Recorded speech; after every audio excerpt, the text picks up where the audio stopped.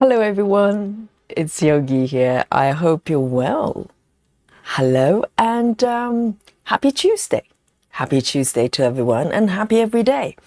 So, um, yes, so I hope you're ready for a spot of stitching here. I certainly am. It's been a very, very busy day for me, a pretty long day. So, time for some relaxation. So, for the last couple of weeks, Tuesday has been my GeckoRouge day, okay? It's unofficial, but I really want to return to this piece at least once a day. Oh, sorry, at least once a week. Once a day would be amazing. At least once a week, because I'm loving it. I absolutely love it. And for those of you who have been on this journey, this saga with this project, you will know that this is a restart. Okay, so this is a project I've been working on for the last 2.5, nearly 3 years, really. And I got this pattern, this entire kit from GeckoRouge back in, I think it's January of 2023.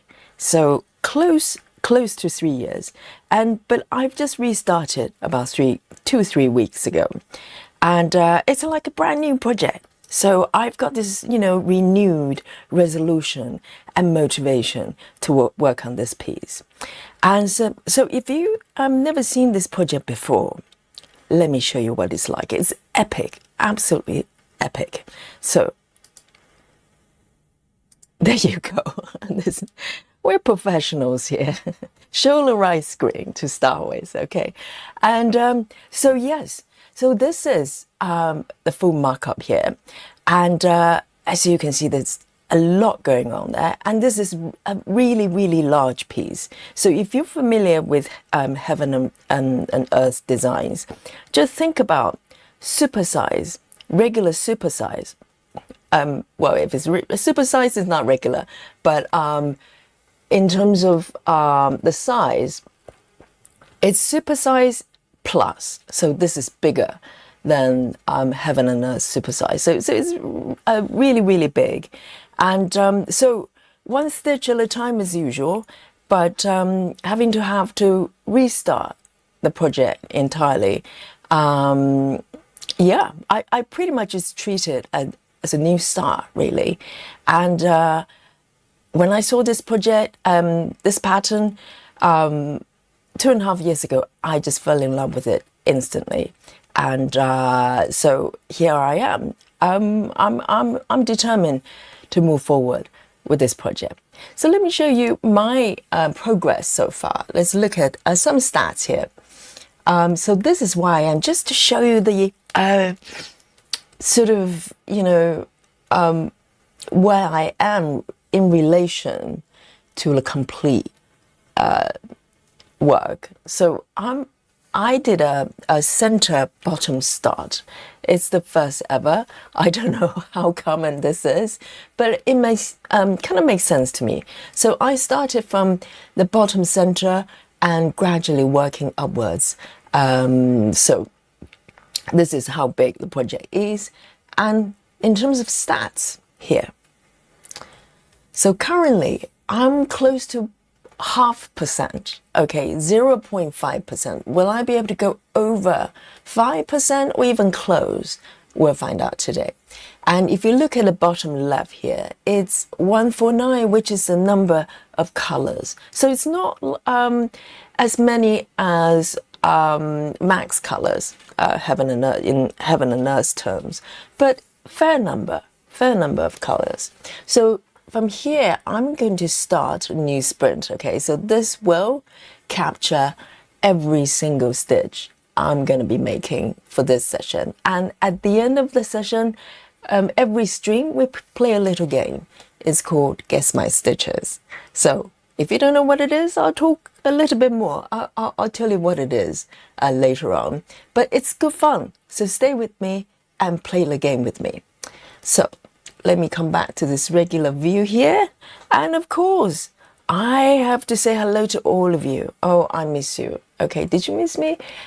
Yesterday we didn't get to stream because I had to cover a really, really early class. Okay, so no stream yesterday. It happens from time to time, but I'm ready to get together with you guys. So let's have a look. The first to report to the chat is Monique Pitts. Hello, hello.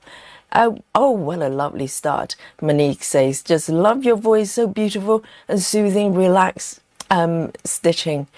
Thank you so much. Thank you to Monique. So kind, such kind words. What a great start of the chat today. Welcome.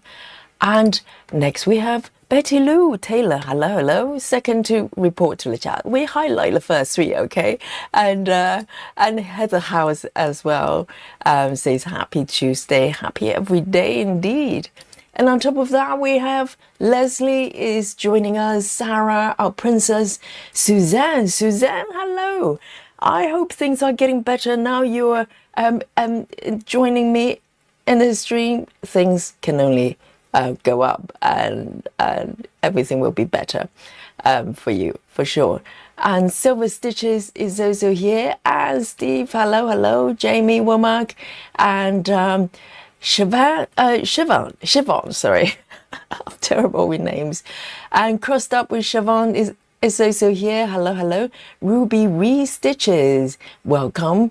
And Coming Stitch Pattern, Sylvia, correct? Yes. Hello, hello. And Chloe C is also here. And Moti Stitcher, welcome back. Yes, Moti Stitcher is from Mota. And Susan, my love, joining me. And Jackie Turner as well, welcome. Ashley Wilkinson, hello, hello. Everyday Creator.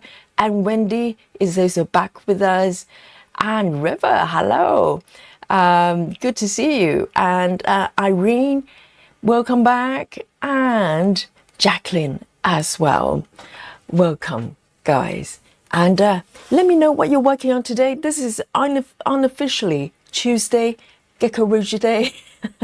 Probably going to be like this for a little bit for me. Tuesday just feels like a good day to work on this project. So let me zoom in a little bit. I don't know whether you remember my progress last week, but I think I made a little bit, a few steps forward. I've been secretly kind of putting a few stitches here and there whenever I have time. It's so relaxing. And, I enjoy the bright colors. This is one of the main attractions of this piece for me, is the colors. It's like everywhere you turn, there's something exciting happening here. So I'm going to zoom in a little bit more and bring on my view here. So my strategy, or lack of strategy really, is other than starting from the bottom center, I kind of just flow with the shape and colors and go wherever I want to. I have no commitment in terms of stitching in order and filling in the areas before I can move forward. My only rule for this project, and also recently I've been doing fair bit of this way of stitching, is that I would not, wherever I start with a new color, right, it has to be connected to an existing stitch. So what I would not do is start a new color and then suddenly jump 2 blocks away and start stitching. I do not do that unless there are already stitches there. So I can start from here or even from that little stitch above, as long as there's a connection with the existing stitch already. So this is kind of my only rule. Otherwise, I just go wherever I want, and it's great fun because I'm never bored. If I'm bored of the brown and yellow, I just go to orange and go to some dark colors. So I'm really loving it. So this is how I'm going to move forward today as well. And I have the technology to zoom in a little bit more. And at this point, I actually haven't decided where I'm going to go first. Okay, let me just have a quick look here. And I need to know what you're drinking as well. I've got a cup of coffee, freshly brewed, as I just come in not very long ago. And I also have a cup of mint tea. waiting for me as well in the flask. So I'm all sorted. Chocolate ready, tea ready, and coffee ready. And you can't go wrong with that. So let me just pick the first color, start stitching, warm up these little hands, and I'll come to have a look at what you're working on today. So I think the first color I am going to go for, I might do a few, I like to start with darker colors if I can, when I, kind of during the warm-up session, because it's just easier, isn't it? And it's quite nice to do. So I have a whole bunch of 310 here. Why don't I pick either a 310 or a slightly darker color here? And also a color with a few stitches going on there, so I can kind of warm up a little bit. Why don't I go for 65? So GeckoRouge, they only do kits. So they're a made-to-order cross-stitching kit company. 65. I need to have a new one. So if you're not familiar with GeckoRouge, have a look at their website. Okay, so they have a lot of very unique patterns there, and very different from Heaven and Earth style. If you've never seen their website before, GeckoRouge, and they do not do pattern only, so you cannot just buy digital download of the patterns like GeckoRouge. You have to buy the entire kit. So, but they have a lot of very unique and really beautiful patterns there. So, there might be some take your fancy. And they come with, this is DMC floss. So all the floss come in, it's all a DMC, and they're absolutely beautiful. And they give you tons and tons of floss if you order the kits from them. And so even though I'm restarting, I'm not worried about running out of the material.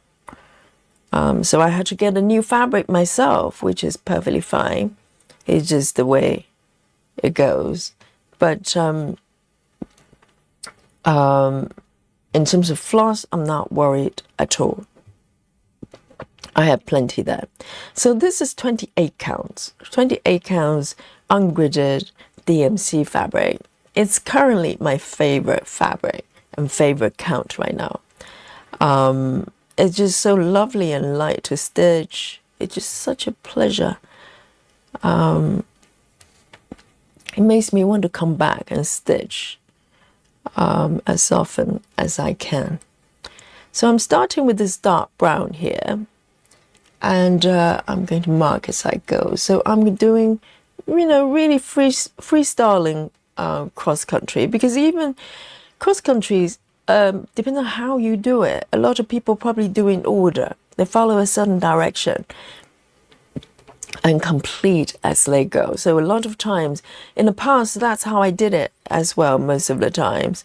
Even when I cross country, you just get loose stitches, kind of slightly fuzzy on the edges, but you do stitch in order, at least I did.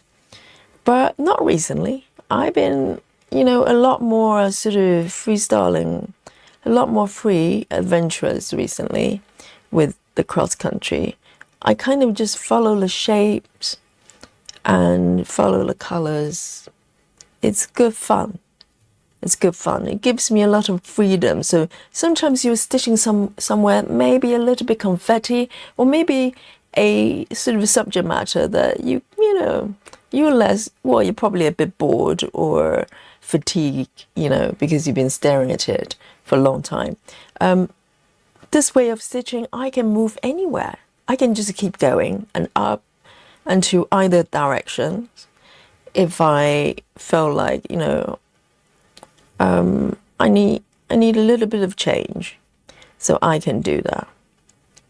Oh, this is so good to stitch. I really miss it. So let me just do one more stitch here. And I want to see what you guys working on and who else is joining me. Hey, Stephanie. And oh, Stephanie is a new joiner. Found one of your videos yesterday. Your videos motivate me. I watched your 10-hour, yes we did, 10-hour marathon yesterday, and I was able to pass my record and stitch 2,600 stitches. Yeah, exactly. It's so much fun watching someone working on something. It gives you that motivation. That's why I love floss tubing, and I love watching other people stitch as well, because sometimes we kind of get stuck in a rut sometimes, and but by watching other people stitching with passion, it kind of ignites that passion in us as well. I'm so glad that you found us, and we come together pretty much every day. And just stitch together and chat and just relax. And so well done. Welcome, Stephanie. And Busy Mom as well. She says, hello, everyone. And so Stephanie is working on Super Mario World map. What is that? And on 16 counts, Zwigger, 100 centimeter by 100 centimeter. That's kind of big, right? Super Mario's got a world map. I didn't know. The map of Super Mario World, I presume. Amazing. And Stephanie, if you haven't joined us on the Facebook group, please do so. I love to see your whip. Amazing. And Suzanne is drinking bubble water, and Studio, is it Ghibli? And spirited away tonight. So I've seen the word, is it Ghibli? Is it how it's pronounced? A few times. And I had to Google it because I had no idea what it is. It's like something to do with an anime, like Japanese anime. Am I correct? So it's kind of certain art style, I think. Sarah is working on Monarch again, almost 80%. Amazing. Goodness. And River's got an iPad, the orange iPad. Oh, amazing. Excellent. I hope you love it. I'm like an Apple person through and through. So, yes. If I remember, you got it just in order to use Saga, right? But you're going to find so many uses of the tablet for sure. It's iPad. So, well done. Congratulations. And let's have a look. And Leslie is working on Foxglove Cottage by Thomas Kincaid and drinking lavender and chamomile tea. Stay awake, Leslie. Chamomile can send you to sleep. Yes, we'll keep you awake for a little bit. And Silver. And Silver says, I was hoping to get GeckoRouge by the end of the year, but now that is going to happen. Yes, I mean, GeckoRouge, if you're new to GeckoRouge, you probably have a little shock, when you go to visit them, you probably go, are these prices correct? Yes. As I said, they only do made to order kits, okay? And they're absolutely beautiful, but, it does cost a little bit more. And whether it's worth your money is for you to decide. And for me, for this project, absolutely.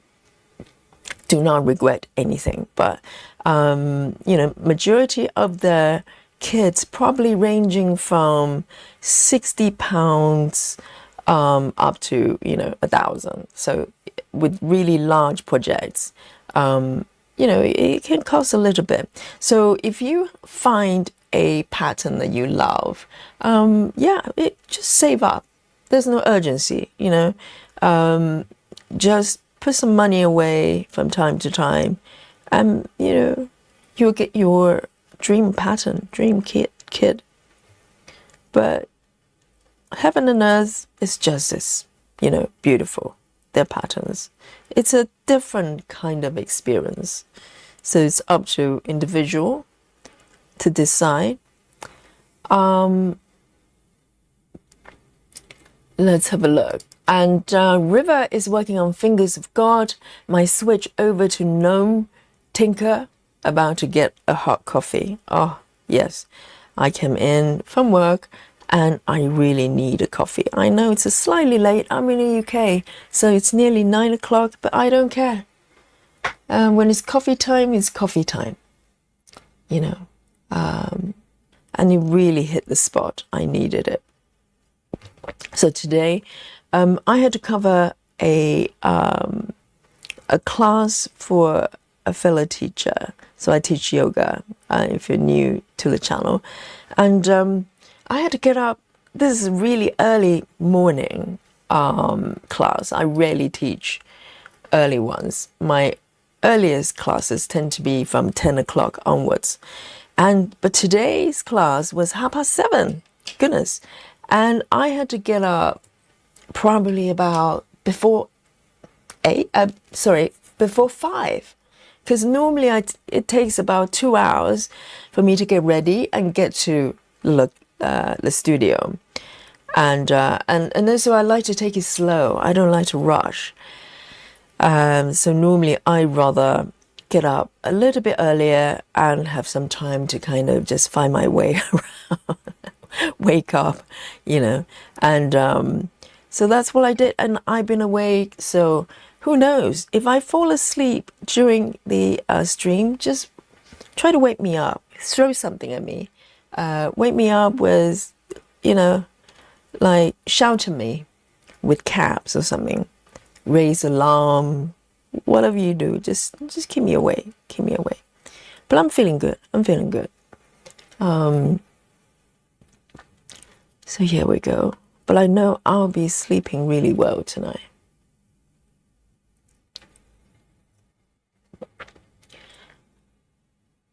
And let's have a look.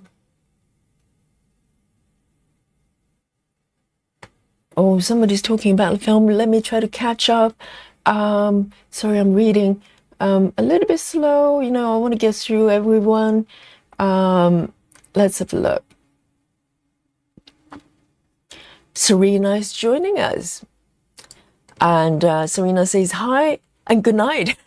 I'll be watching the replay in the morning while I'll be ironing our clothes. Absolutely, because Serena is getting up very early in the morning, and also where she is in Belgium is 1 hour ahead of me. So absolutely, have a lovely sleep. Thank you for saying hello. Enjoy your ironing, and I'll see you in the next session. Enjoy the replay if you're watching replay. I know everyone is in different time zone here. So let me, I'm trying to see if I want to take this one over. So I don't like to overlap too many stitches, crossover stitch area. So sometimes I do decide to end the thread rather than taking over if I can't find a place to anchor the thread. It's a decision I make on the fly. So this one I'm going to end 65. And those are the numbers for GeckoRouge threads is kind of just in order of the number of colors. If you have 149 colors, for instance, the threads are numbered from 1 to 149. So you don't get to know the actual DMC colors. So when I call out numbers today, it means absolutely nothing to anyone. So let me pick the next one, which has got a lot of stitches as well, which would be nice. It's right next to the area I just stitched. is 1110. So let me take a 1110 from here.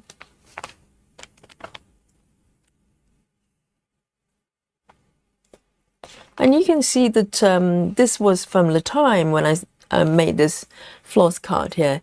It was from the time that I was still working with symbols. I used to sort of recognize numbers through symbols, but now I have a master set for DMC and CXC. I no longer reference to the symbols. I mean, I still check sometimes on the app, but I just follow the colors.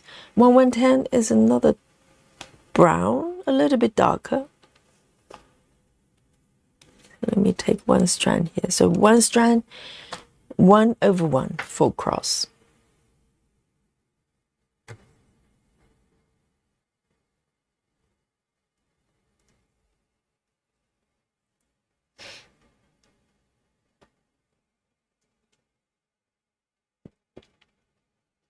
Silver. Silver says, I can just about see 25 counts. Not sure my poor eyes could do 28. If you could do 25, I reckon you could do 28. To be honest, after a while, yes, you know, the stitches are a little bit smaller, but not that much. I think, you know, I was a little bit scared as well in the beginning. I've only had I tried 28 counts very recently, only a few months ago, maybe 2-3 months ago when I started a sweet shop. But since then, it's been fine. Now this is my favorite count, I think. I did a lot of 28 counts in the past couple of years, but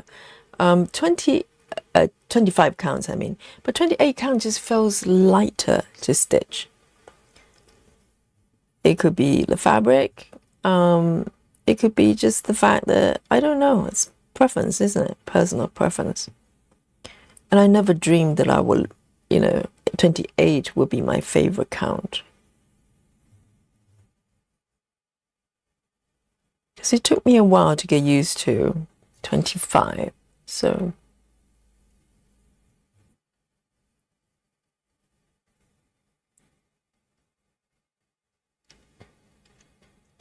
Hey, Live with Natty is here. Hello, hello.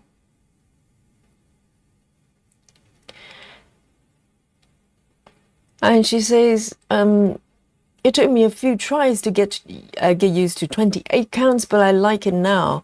I don't think I can go higher though. Yeah, I'm kind of wondering about that as well. Even though in my mind, I'm quite keen to try 32. The only concern I have, other than the fact that I might not be able to see anything and go blind eventually, but it's more, it's also the stitches, because 32, in a way, you are confined to the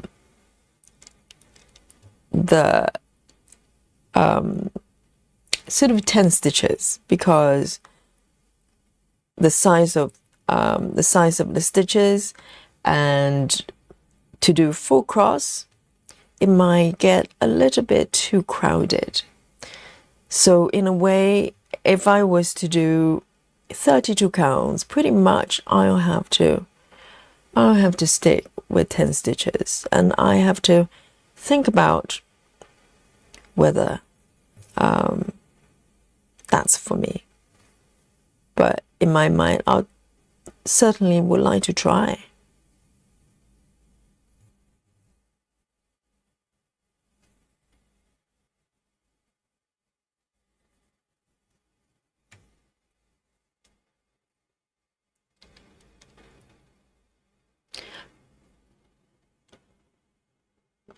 And River says, never again with 28. Really? Did you not like it? Lakika, hello, hello. Welcome.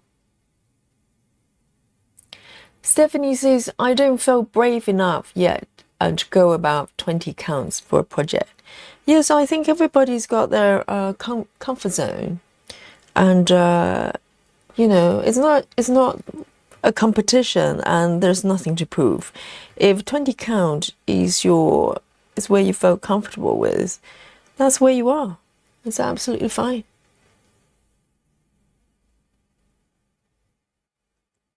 You know, what you don't want is to start to strain your eyes if you know, if it's not for you. And 20 counts or even 14 counts is just, you know, it's just as beautiful. A different feel to it.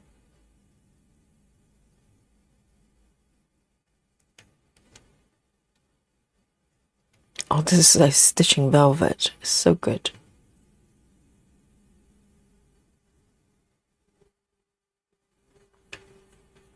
And I'm using 28, size 28 needles. Majority of them are from John James, my favorite 28 needle.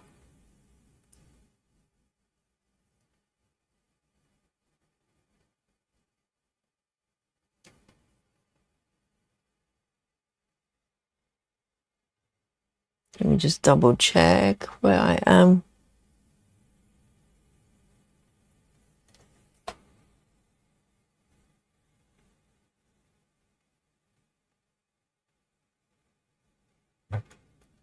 Kimberly, hello.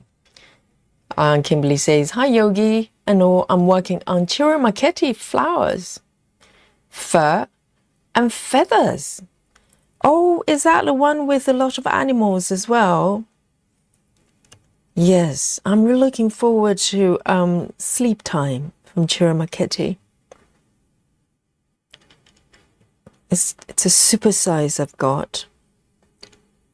I mean, Chirimaketi, you know, I think he probably, you know, he loves animals. He's majority of his work either has a cat or other animals, foxes, bunnies, owls. Really lovely.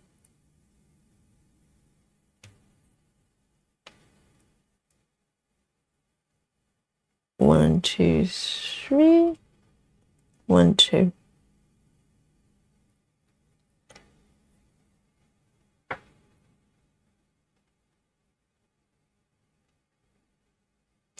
Oh, Silva. Silva says, I'm wanting to get into Amy Stewart and do not know where to start, guys. Help out, please.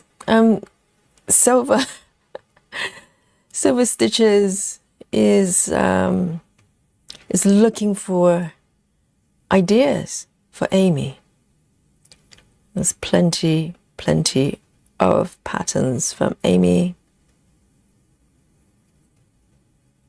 I've got quite a few myself.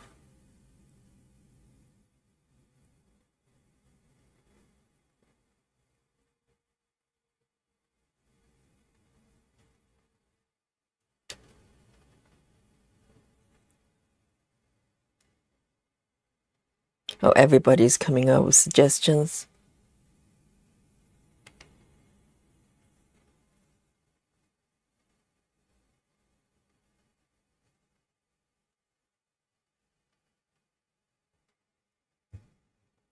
Sophia Macario, hello.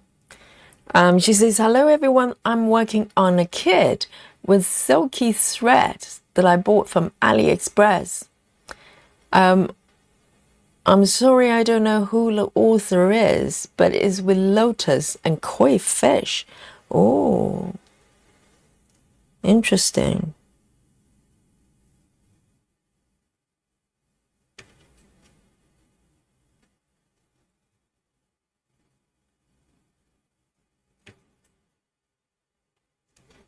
I remember the other day we were talking about goldfish. Koi is goldfish, right? I think they recognize people, owners, if you can be owners for koi. And they're quite big, aren't they? They're huge.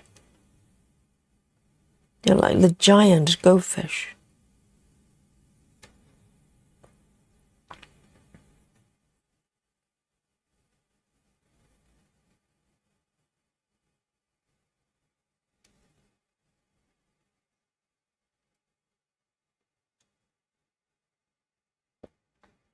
Jacqueline says, Jackie, okay, that's easier.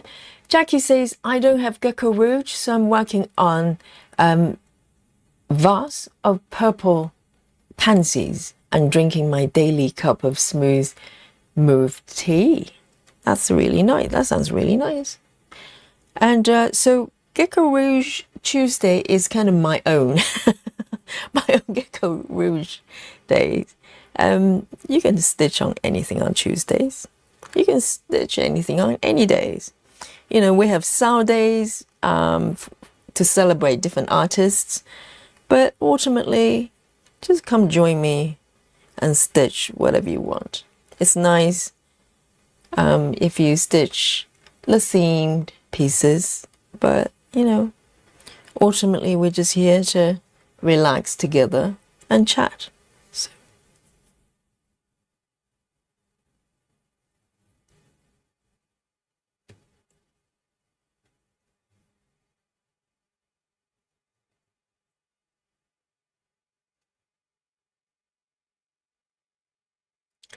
Christiane is joining us.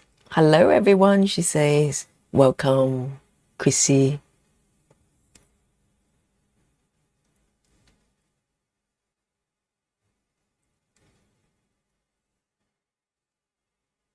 And Chrissy is working on the Middle Earth map today. Yes, amazing. Brown blobs, as is known to us. Epic project.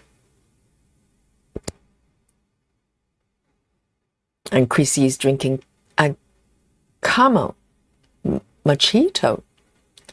Do you mean caramel macchiato? You know, reading's not my forte. You should know by now. So macchiato, caramel macchiato was actually one of my mom's favorite drinks. She used to go to Starbucks, and caramel macchiato pretty much was the only drink she would order from Starbucks.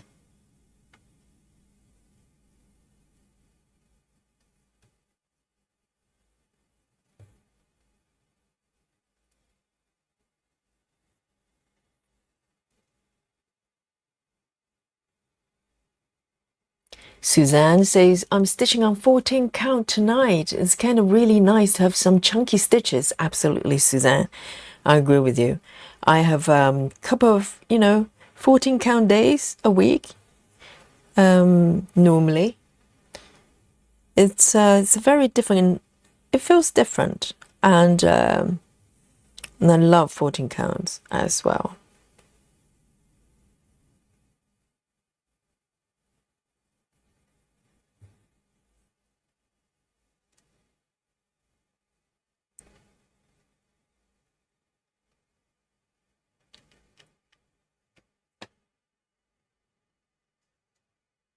This fabric and needles, they go so well together. It feels so smooth.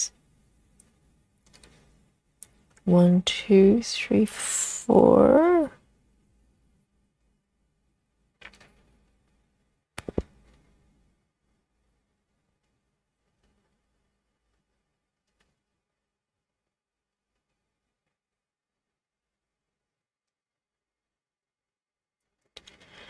Wendy says, I'm working on Emerald Hawthorne again. My estimate date of completion by markup is April 2028.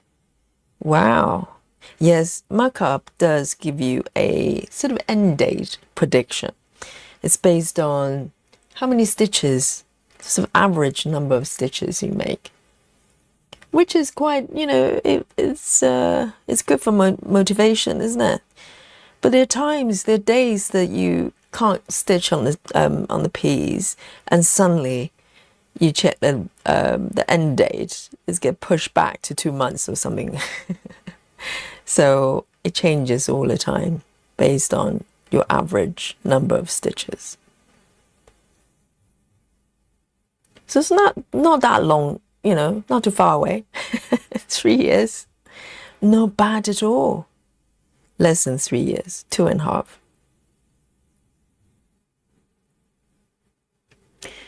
And that's, of course, you don't increase the number of your whips.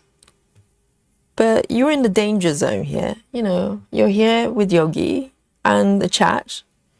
Before you know it, the end date is going to get pushed back for another 5 years.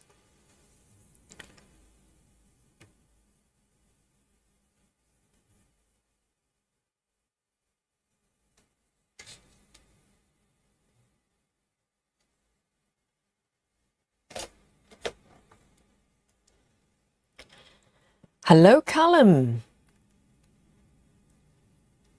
Welcome.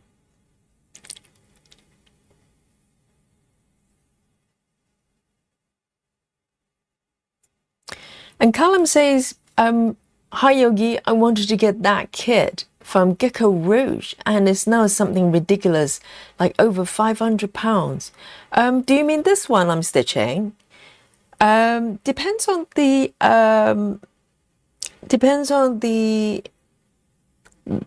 fabric count. I think for 28 is under 400, if I'm correct. But if you go up to 25, suddenly it's over £500. And that's when I bought it, I actually bought the 25 count fabric. So yes, I agree with you. It's a little bit of money, and it's not something that you do lightly. If you really, really love a pattern, it's worth it because it's a project for life. But if you're happy with 28, it's a lot less. It's a lot less, and still a lot of money. Still a lot of money.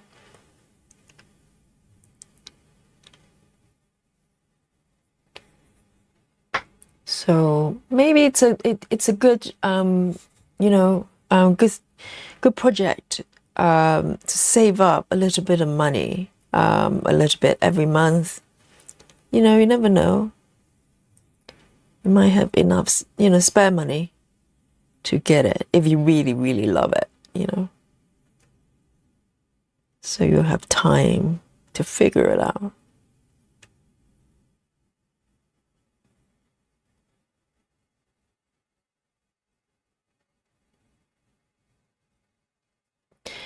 Kelly's here. Kelly's quote plus says, hello Yogi and stitches. I'm having a late lunch. It's one nighting here. It's nice. There's still lunchtime over there.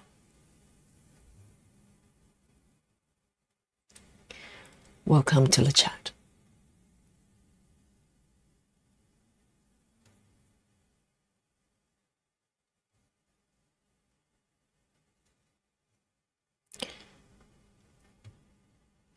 There's an artist in their catalogs, the GeckoRouge catalog. It's called what's her name? Is it Katie Bassi?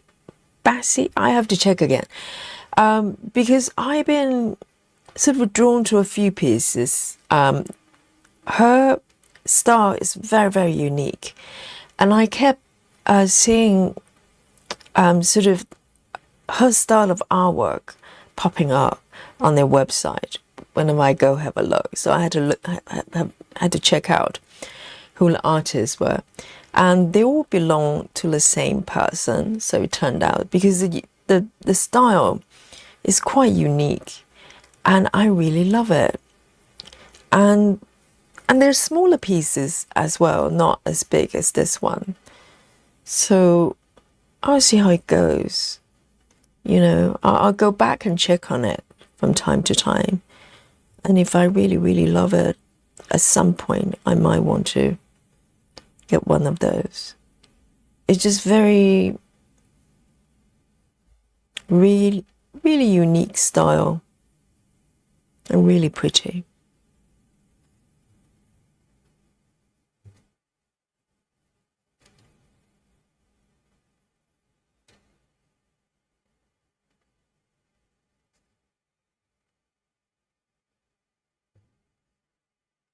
One more here.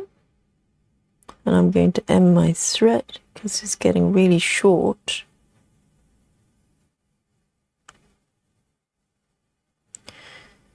So the other day I was doing the May 51 ending method, and I've given up on that because I just not sure it's super secure. And also I keep forgetting that I'm ending the thread, so I keep missing the opportunity to do it in that method. So I'm coming back to the tuck-in method. It's fine. Let me have a sip of my coffee here.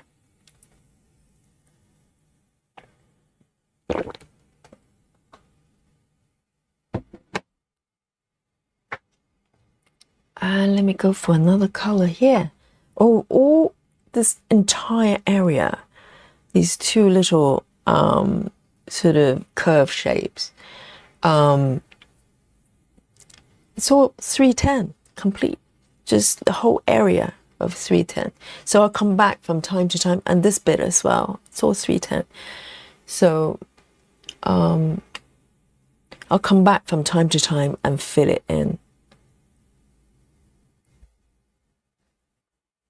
So with this pattern, at least, I don't know whether it's the same with all GeckoRouge patterns, the areas is extremely confetti, like here, or it's completely flat colors, like large areas.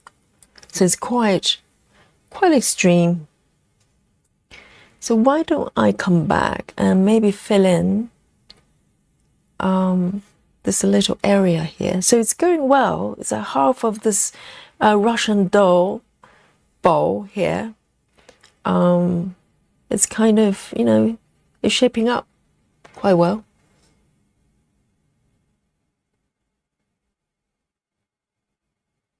Okay, 133.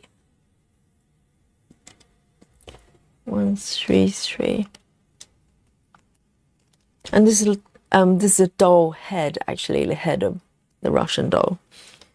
It's kind of, you know, it's almost there. 133.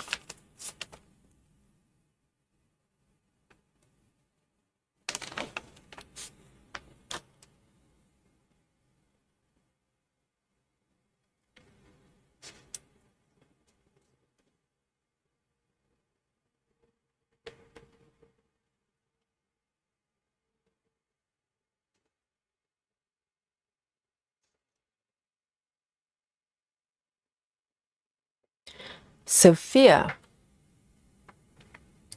Oh, poor Sophia. Sophia says, I don't know why I can't stitch more than one at the same time. I have to start and finish the project before starting another one. Sophia. You know, I think that might change very soon.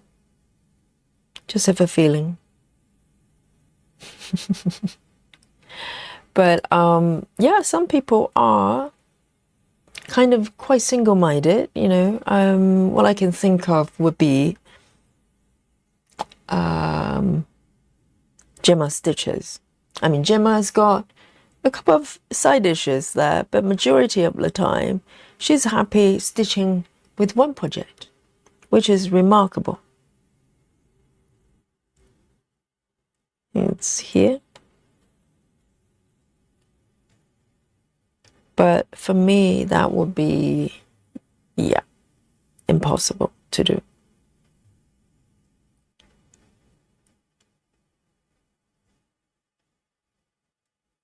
But if single project is you, then, you know, you should be happy doing that. And Komari as well. Komari, the super speed Japanese floss tuber as well. I think she's got 2 going on there, the last time I checked. But majority of the time, she's happy stitching with 1 and just keep going until it's done. I don't know how that works, but it works for her.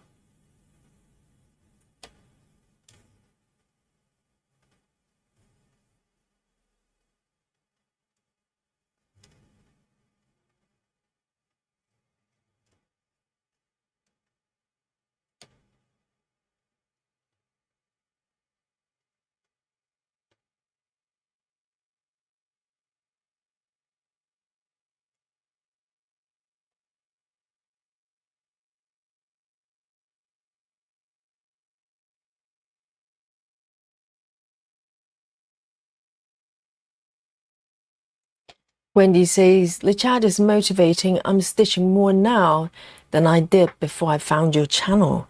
You and me both, Wendy. I'm stitching a lot more before I started the channel. So, yes. So you're helping me to stitch more as well.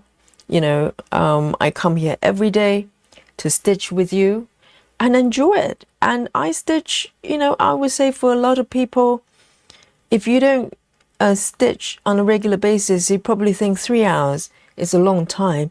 And it kind of is. But for me, it just flies by every day. And I know there's some streams, they do like, you know, an hour. I always feel like that's the warm-up time. You know, I don't know how to just do 1 hour. So typically, I do about 3 hours, but it just feels like 1 hour for me. And I think I'm a lot more productive than before I started the channel. And there's something about stitching together. You know, when we're stitching together, we're also exchanging information, isn't it? It's about knowing what other people are stitching, what challenges they might come across. And by helping them, you're helping yourself as well. You're learning new things. I'm learning so much, you wouldn't believe, on a daily basis, just being on here.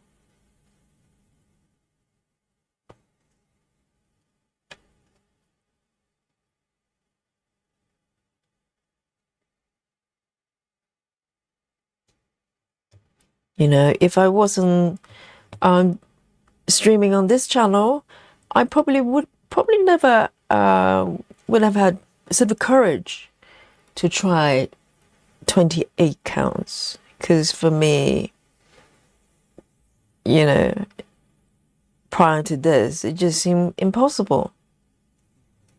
I was terrified. But I tried it because I've seen some of you doing it, and it made me think that maybe it's doable.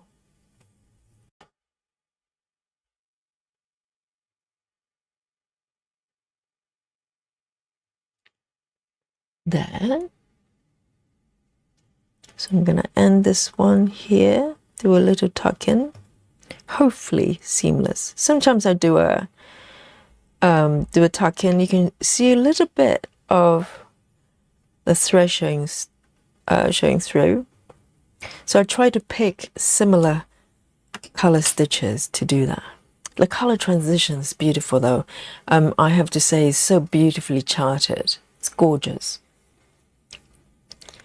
133. Let me pop the needle back. Vaduhi is here. Hello, hello. Welcome. Yes, Vaduhi is one sort of one project stitcher as well. So you have company. Was it Wendy? or Sophia, sorry. So Sophia, meet Vaduhi, okay? You two can get a little corner there. Just stitch one single project. We won't judge. Maybe a little bit, and try to tempt you. Try to lead you astray, but, you know. Vaduhi's been coming to the chat for a little while, and she's still stitching single projects, so she's got the will of steel. 61. Quite keen to maybe, you know, do a bit more filling in this area. So pretty. 61.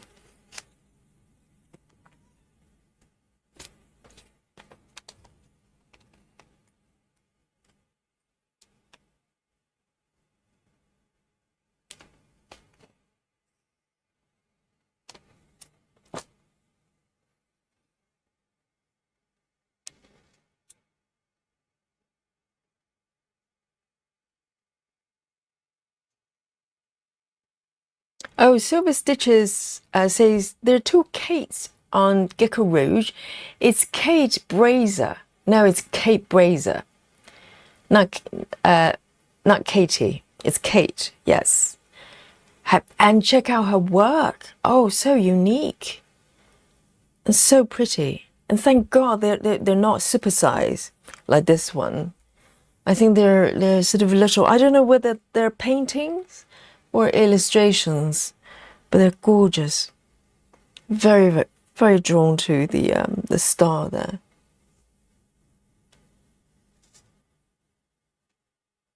One, two. I'm trying to find the stitches there. They're so close together. So, 2, 1, 2, 3. 1, 2, 3. It's here.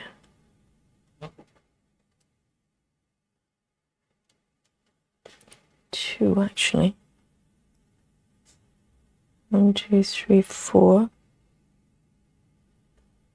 A lot of times, if I don't refer to the chat, if I don't refer to the app and just looking at the stitches here, I could easily miss a lot of stitches. I mean, it's not so bad. It's a little bit better without the pre-gridded fabric. It's a lot easier because the contrast is a little bit greater. But, you know, if I was using pre-gridded fabric, very easily I could mistaken the border colors as the areas being stitched. So perhaps I'll stop buying the pre-gridded fabric. Just a bit easier.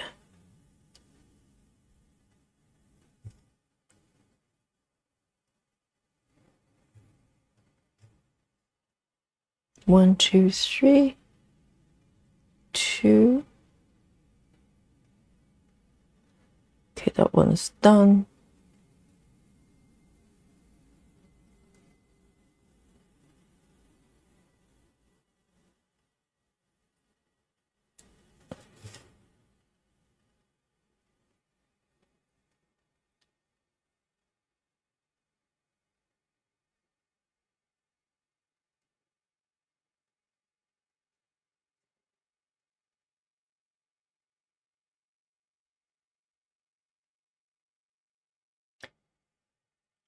River says, I just love how you can change symbols in Saga as you go if you want to. That's true.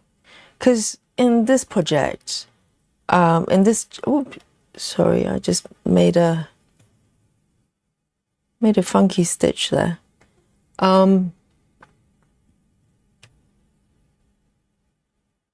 With this chart, for some reason, there are a lot of symbols. They're actually numbers. And it's very, very confusing for me. So I haven't changed them so far because I wanted to make sure that they will match the actual chart here, because I had to do a lot of fiddling to get this chart imported because of the lack of DMC colors as thread numbers. But as you can see, there's number 8 there, okay, and there's number 6, okay, I ask you, and what else? It's number 3, it's in the box, and there's number 1. You know why? There's so many symbols you can play with, and there's number 9 there, and there's more. There's 7, there's 3 in the box, there's 3 on its own, and there's number 7 here. Seriously, you know, I think they're just trying to make your life a little bit harder. There's number 6. I mean, they could have chosen anything. And there's number 5. There are numbers all over the place. And I can change them, I think. But at this point, I'm going to just stick with the original here, just in case. I'm just paranoid that there's going to be more errors with this project. I don't want that. I don't want that. So I cross-reference the patterns as well.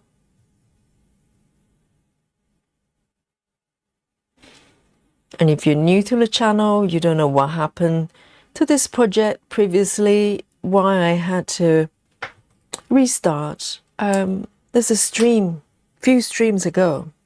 Just look up for GeckoRouge videos. You'll figure out what happened.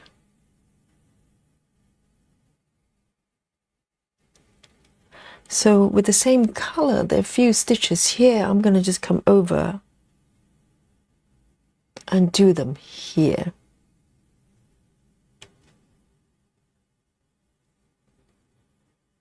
So when I take a new thread here, with this way of stitching, I do try to use up the thread if I can.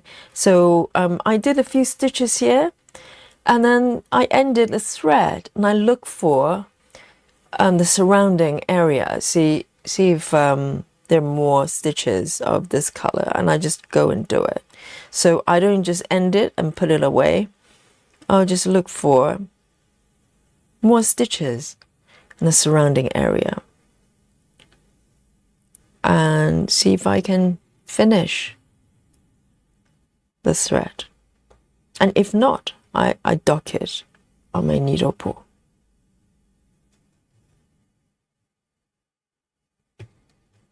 So this will probably reduce the number of needles I need to dock. So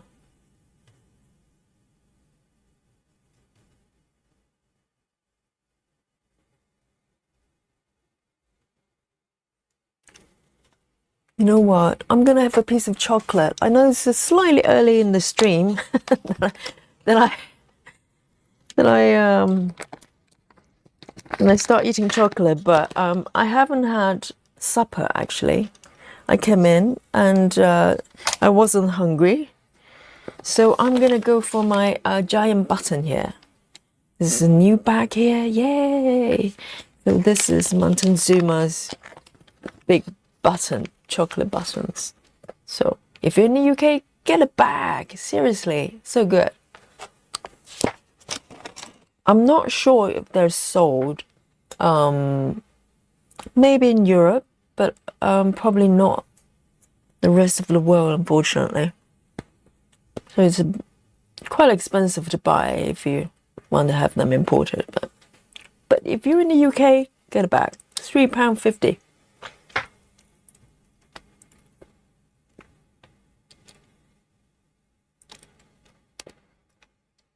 Silver says, I get bored working on one project.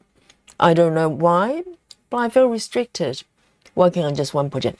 Well, I equate webs and project to food, basically, because it doesn't matter how much you love the food, you know, whatever your favorite food is. If you eat it every day, you're probably going to get bored.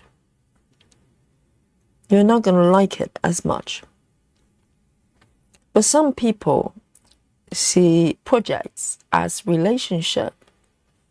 You know, they feel like they have to be monogamous. I look at them more like food that you eat. You want different food every day, different flavors. You want to change it up. And even my favorite foods, if I eat it every day, I'm gonna get bored. So I don't feel guilty at all to have different whips, different foods. You know, it's just much better for my body, for my mind, to have varieties.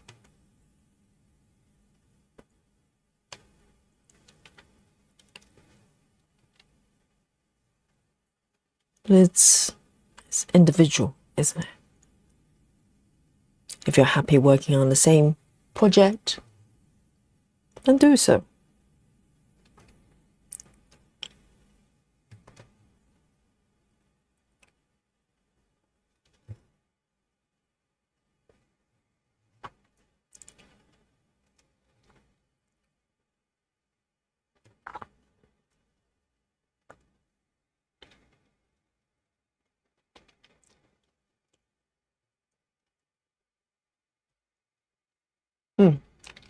Thinking where I should take my thread.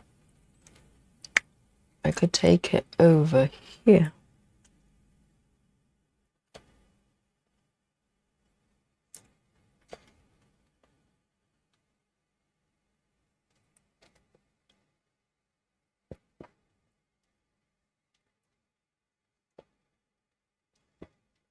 But he says, what's the name of the Japanese stitcher? Which one are you referring to?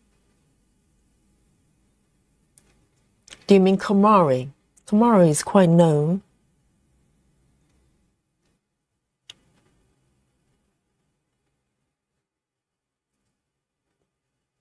She's completed quite a few projects, and some of them supersize. So she's one of those monogamous stitchers. I don't know how she does that. She's working on a piece called, the main one is called Flower Girl, I think. It's the Hade project. And she's been working on it pretty much single-mindedly. I don't know how she does that. And not only the fact that she is monogamous with her projects, she, as far as I know, she only does 25 counts, full cross, 1/1. That's it. All the way. All the way. She doesn't change fabric counts. She doesn't change to tent from time to time. No doubles, 2 strands, single strand,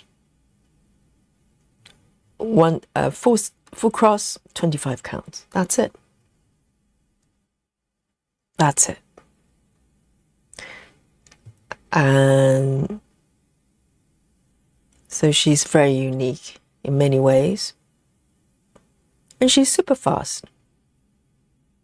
And those of you who know her, she ends her threads in a way that no one else can. Or no one else dare to do it that way.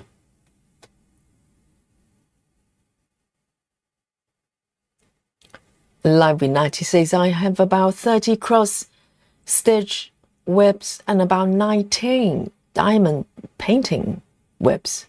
I'm schizophrenic and depends on the day, on what I would like to work on. Hey, Grace Halston this year says, hi Yogi and everyone, I'm back from vacation in Seattle visiting my son. I missed the marathon. How did it go? Sorry I missed it. Well, Grace, the only way to find out is to watch it. Watch the replay. Watch the replay. It's there, okay? It was great fun. And it flew by as well. I can't believe we did You know, this is the second 10-hour marathon we've done. And, you know, no problem. We did it.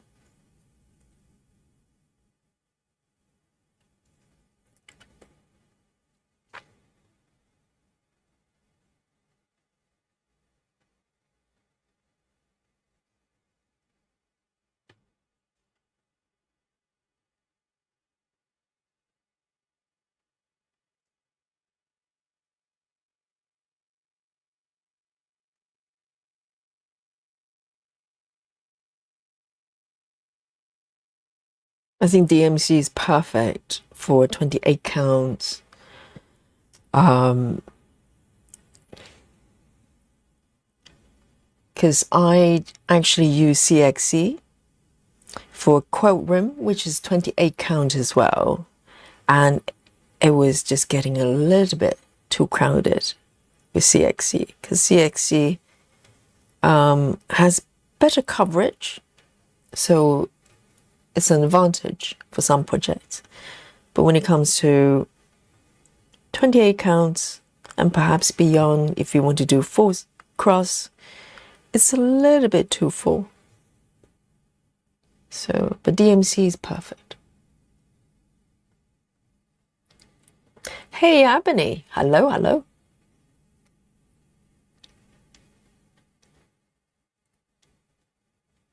And Moti Stitcher says, since I have multiple whips, I have a rotation and stitch on one project a day. Yes. Oh, and I totally forgot our wheel, our fairy spin Russian roulette. I need to work on that one a little bit more. And I'd love to do a daily spin. If anyone needs help on deciding what to work on, you know, the help is here. The fairy is here to help us. So let me do a yoga move here and take the thread to a different direction. So I want to take the thread and anchor it somewhere away from the stitch area, so I can take it to a different location. It's a thing.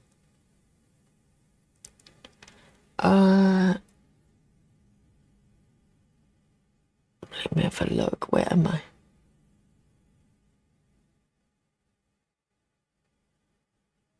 I think it's here.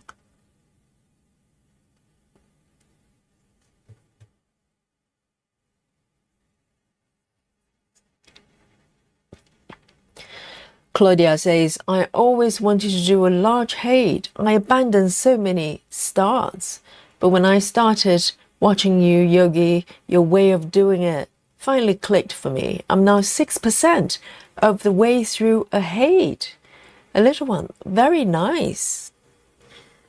Yes. Well, sometimes it's helpful to see how other people work, because, you know, we tend to do it in a way that maybe that's how we learned it in the beginning, or, you know, we tend to do it in a way that we felt comfortable with. But sometimes by watching other people do it, it opens up new possibilities.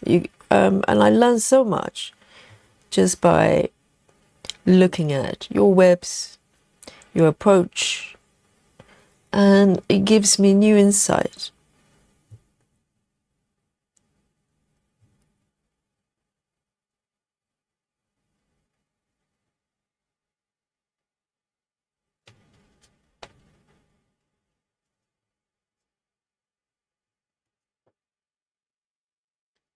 This is so much fun. I just look around and try to find stitches in the surrounding area and just keep going.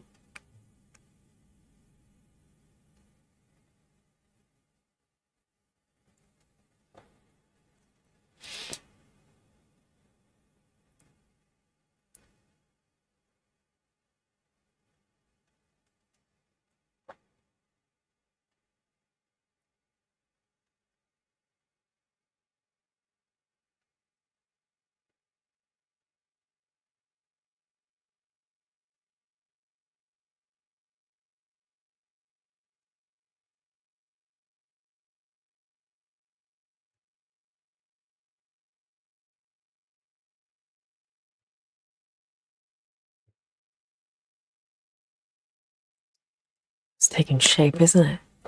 The bowl shape. And there's a little head here. It's such an interesting piece. It's full of surprises.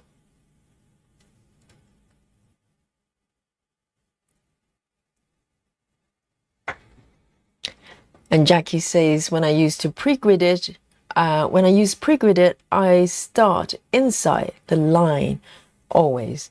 And this is a tip from Needleberg. I love 28 counts, even weave, and ballpoint needle. Just one yogi. One needle. Jackie, is that what you're saying? Just one single needle? Oh, if you know the number of needles I have, you'll be on your floor. Yes, I think the issue with pre-gridded fabric for me is, hang on, it's a funky stitch. It's the fact, so you mentioned that you started from the white area, right? That's your starting point. Let me just read your comment here. So, okay, so you start from the inside of the line. So normally, you know, the gray lines are running vertically and horizontally. So the issue with me, and I think few others as well, from the sound of it, is the fact that the line is actually taking on the entire stitch. If I grid it myself, the line is in between stitches, so it's very clear in my mind where the division is.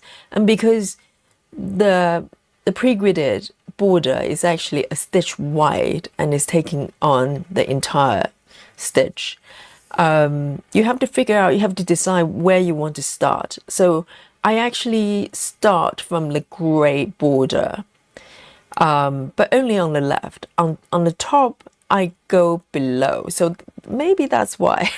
Maybe that's why it can be a bit confusing, even though my rule has always been starting from the grey border as the first stitch from the left.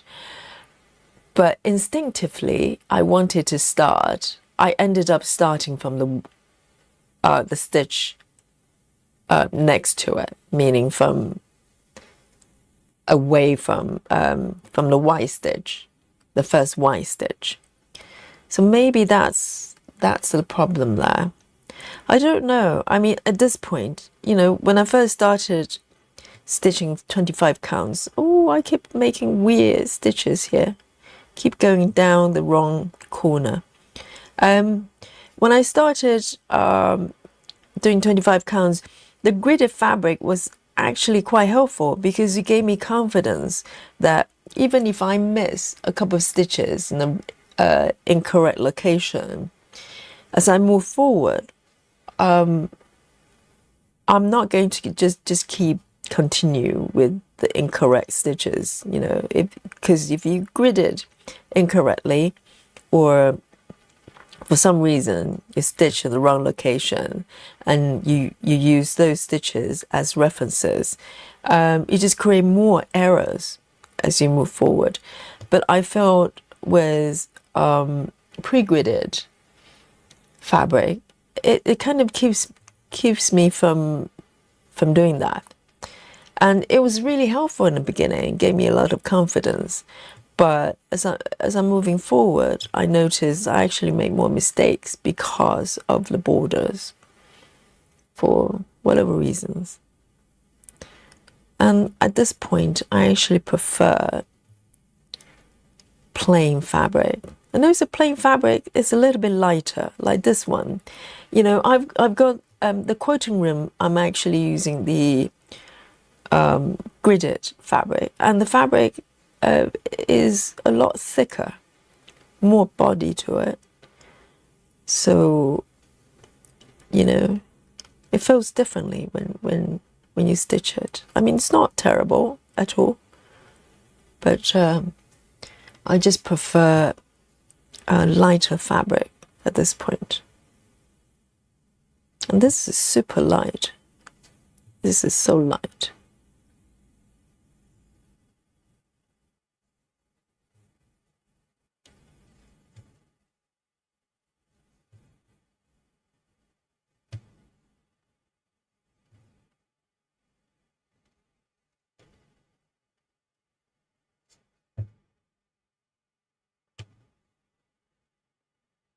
thread and this thread here.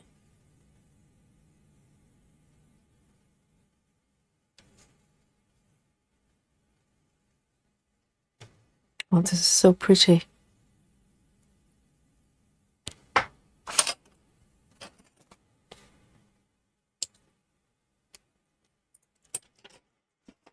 Have another piece of chocolate.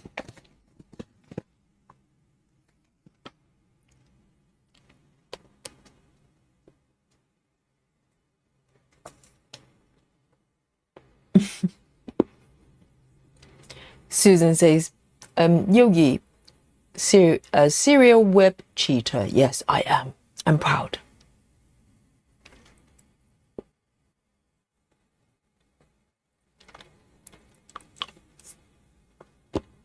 Taco time for Sarah. Enjoy.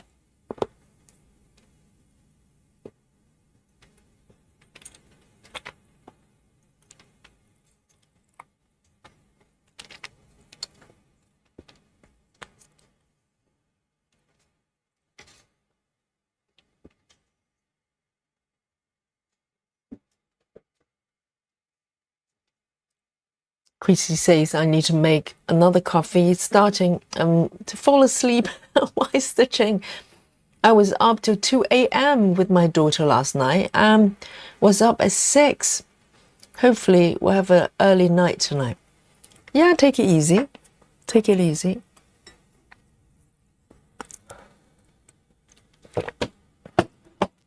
You know, when I'm sleeping, when I'm feeling sleepy, there's no amount of coffee is going to keep me awake.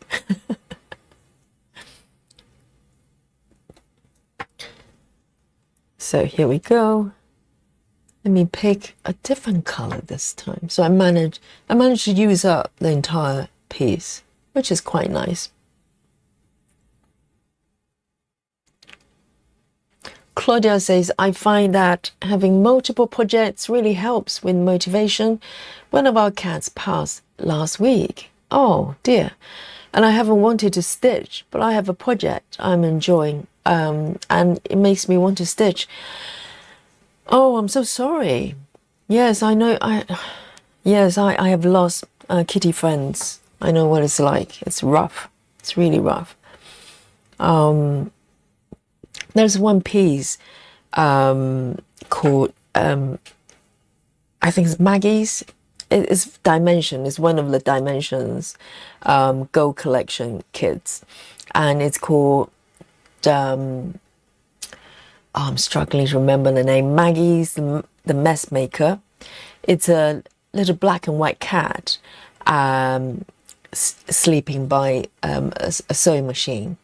And I remember I was working on that years ago. It was a few years ago when one of my cats, Mr. Pancake, he was having, health issues.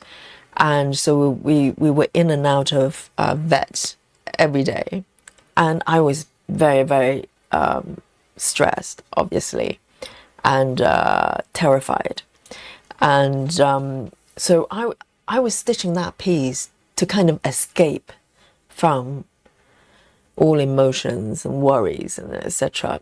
And so I was stitching that piece as every day, and when Mr. Pancake was in hospital, I couldn't see him, and Mr. Pancake passed away while I was working on that project. And from that point on, I couldn't even look at that project because there's so much emotion kind of etched into the piece. So I had to stop. After that, I just couldn't even look at the project.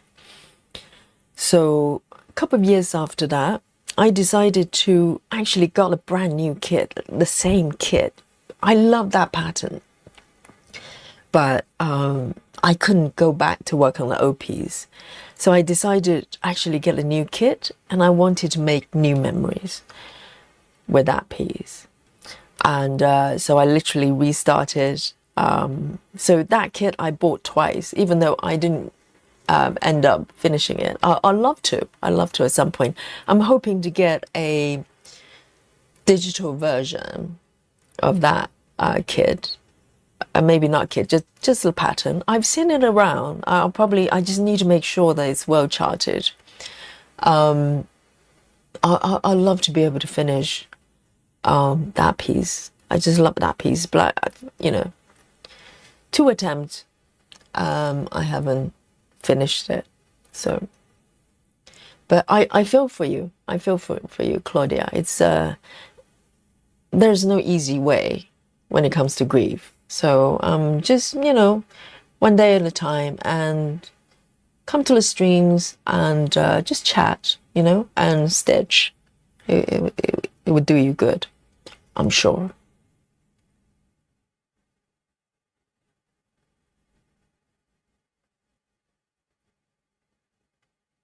Silver says, you got me wondering now, how do you spell her name?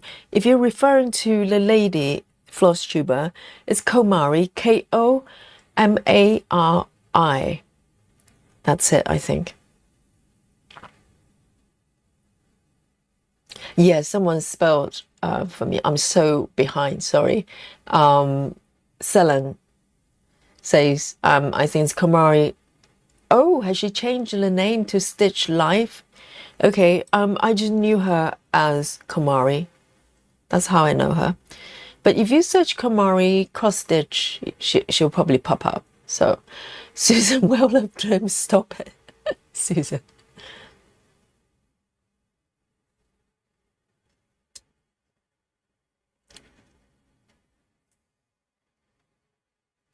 Monique says, I lost my baby, my dog this year as well. I'll miss her sweet Shelf. I just love her. Yeah, I mean, pets are special. Cats and dogs or whatever, goldfish. If you have that emotional connection, when they're gone, it's rough. It's rough. And there's no shortcut when it comes to grief. It's just, you know, but healing is there, you know. It takes time, but 72.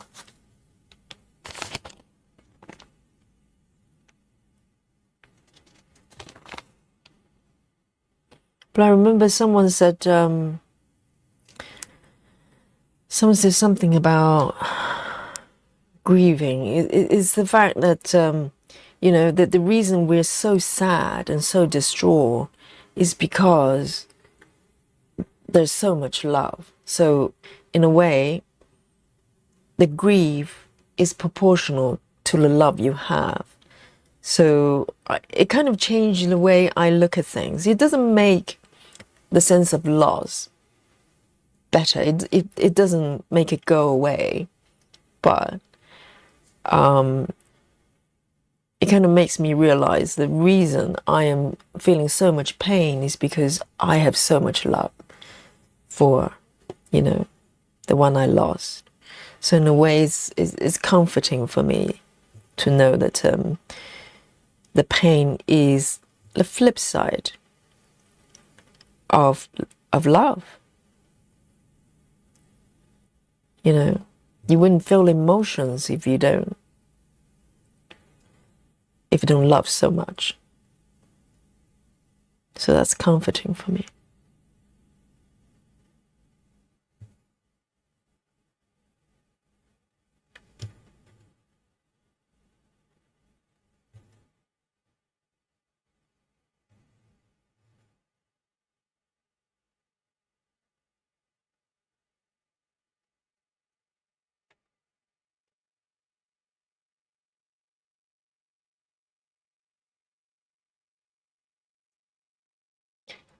Grace says, Yogi, I love the colors you're using right now. It looks so good. I know, it's so colorful. The entire piece is so colorful. That's why I love it. So you're never bored. You know, you're not stuck with one color scheme. And it's so bright as well. I love the brightness.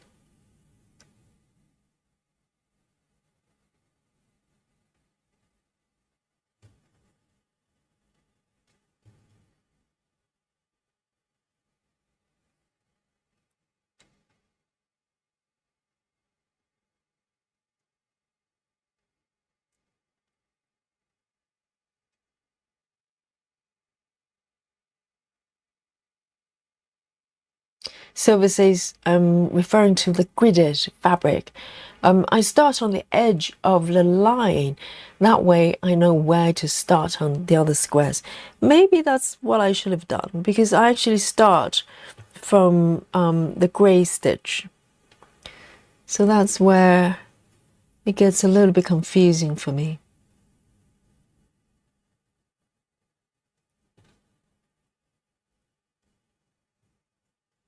But once you start doing one way, you can't change, you know. You have to stick. You need to be consistent.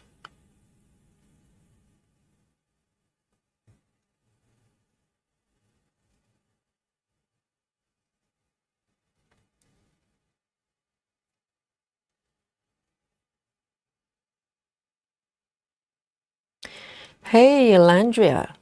Hello. Welcome.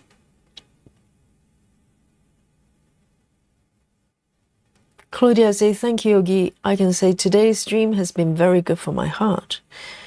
That's so kind of you to say that.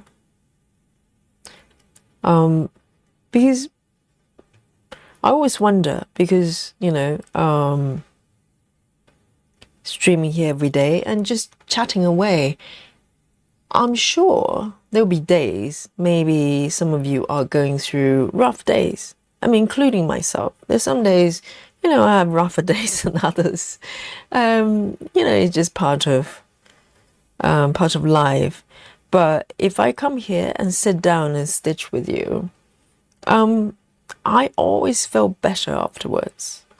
It's just the way it is. There's something about just doing what you love doing and also communicate, you know, with people, and everybody's bringing something to the chat.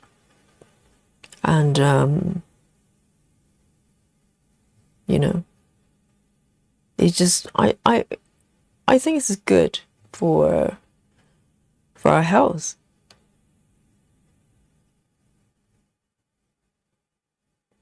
You know, to have this type of gathering, really. And there's no pressure for anyone to do anything.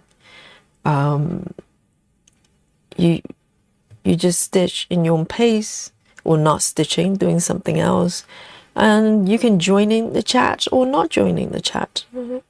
It's your choice. But you're part of this group.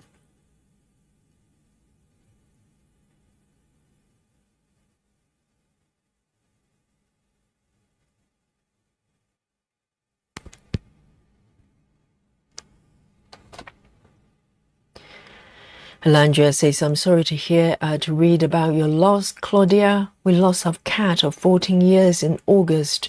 Like Yogi just said, I like to think of grief as love with nowhere to go. Oh, that's so beautifully put, Elandria. Yes, that's it. Grief is love that has nowhere to go, at least for now, but the love continues, right? Oh, that makes me want to cry. That's so beautifully put. Thank you, Elandria. Exactly.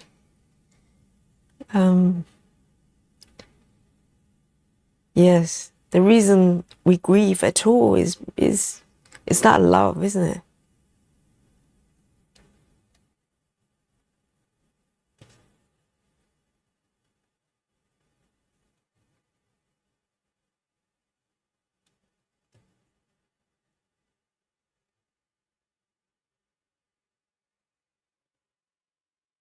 That's really well said.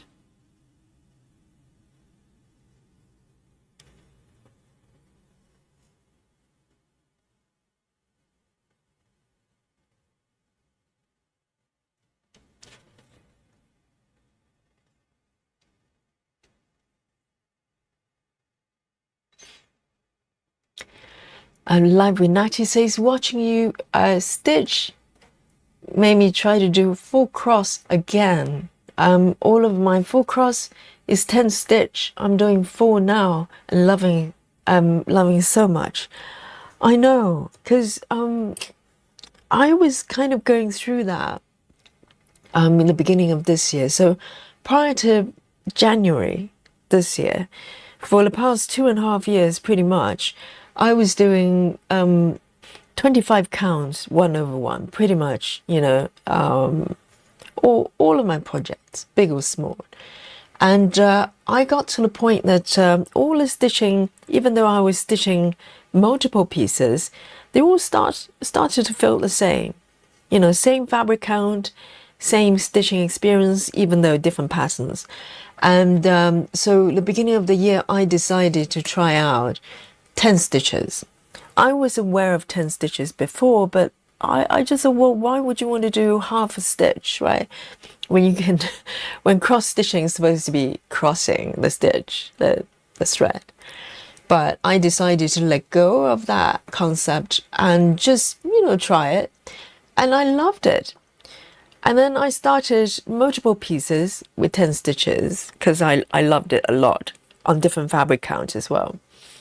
And then it got to the point that I thought, well, I started to have a new appreciation of the full cross. So now when I'm coming back doing full cross, and also now I have different fabric counts. I no longer just do 25, I have 14 counts, I have 20 and 22 and now 28 as well.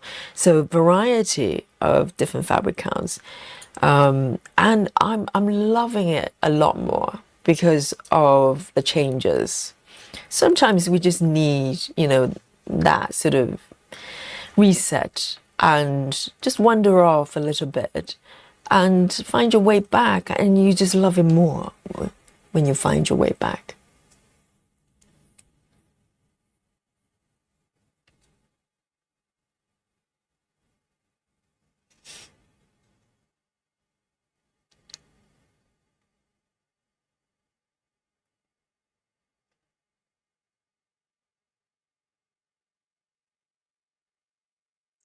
Claudia says the idea of love being proportionate to grief, it does help it to be a little easier to stand, Yes, Claudia, I mean, nothing can take the grief away because grief is there for a reason, I think. It's for us to process through what happened. I would say it's a healthy part of it. We've all heard of people who have gone through trauma in their lives but not processing their emotions, and at some point it's going to come back and bite you if you don't process it.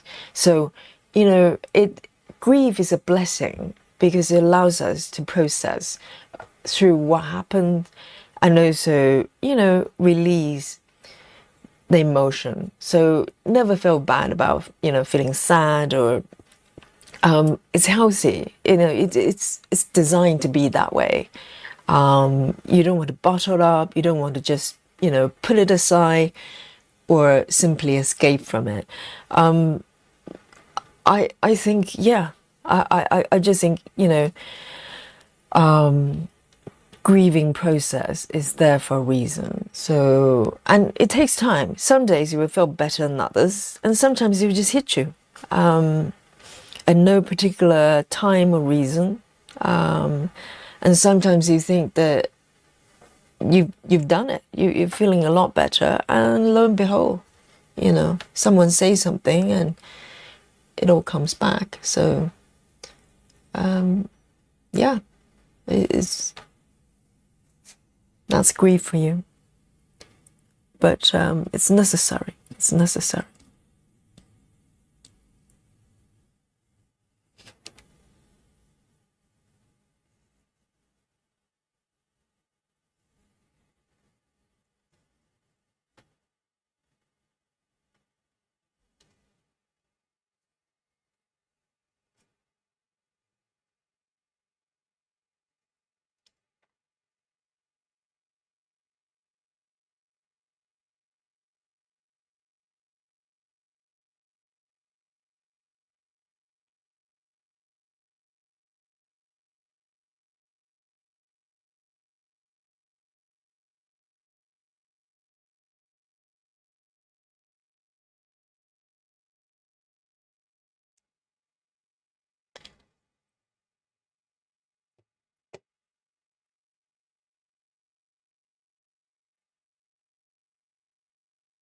Yeah, River. There's no expiring date of the sorrow we feel with the ones we lost. I mean, you know, absolutely, absolutely.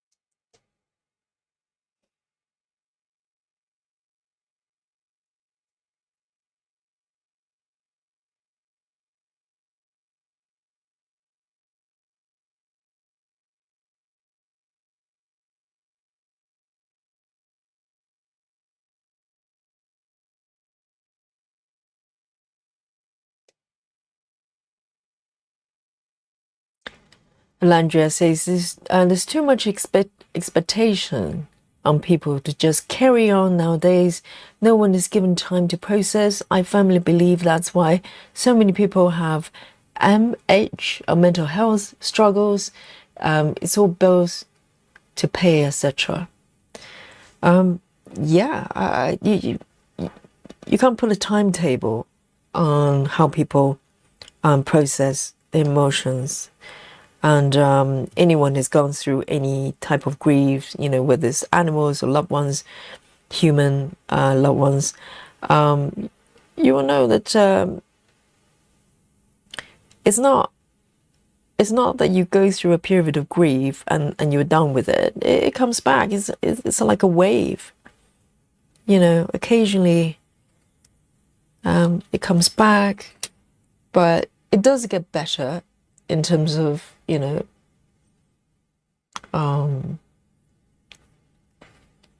the sadness. But it doesn't mean you're not sad. You just have that distance and space to deal with it a little bit better. And thank God for that, because otherwise everything is going to stack on top of each other and we wouldn't be able to function. So, thankfully, time does help a little bit. Hey, Steph. Steph, Wild Fox Stitchery, welcome.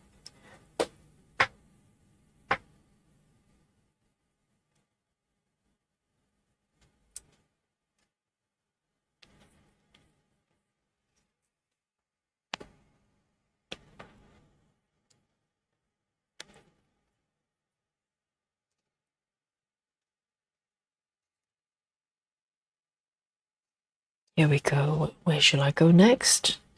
I might do a little bit of orange. Why not? It looks so inviting.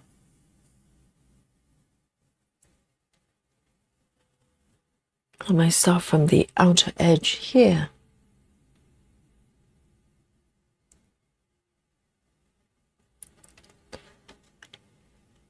Or maybe here. That looks nice.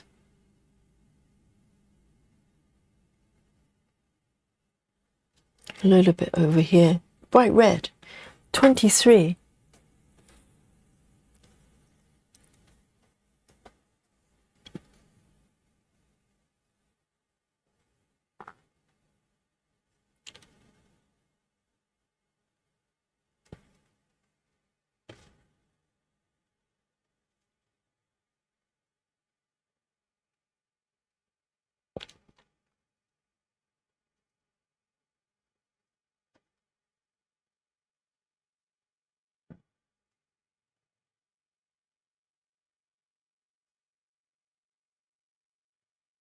I love this color.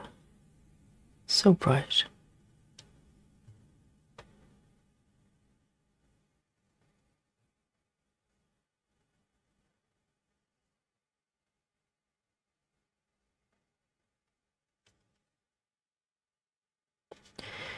I remember when I started practicing yoga,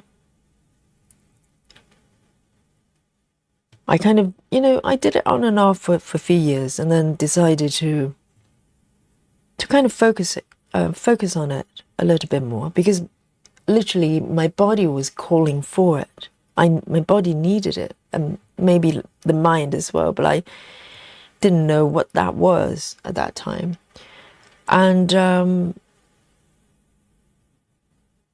it was just briefly after I lost both my parents, a little bit after that. I lost them in a pretty short period of time, so it was a bit of a shocker. And I remember going to the yoga classes. At that point I was feeling a lot better. I felt that I could function again, and I could smile. That was hard. And then I started doing yoga, and a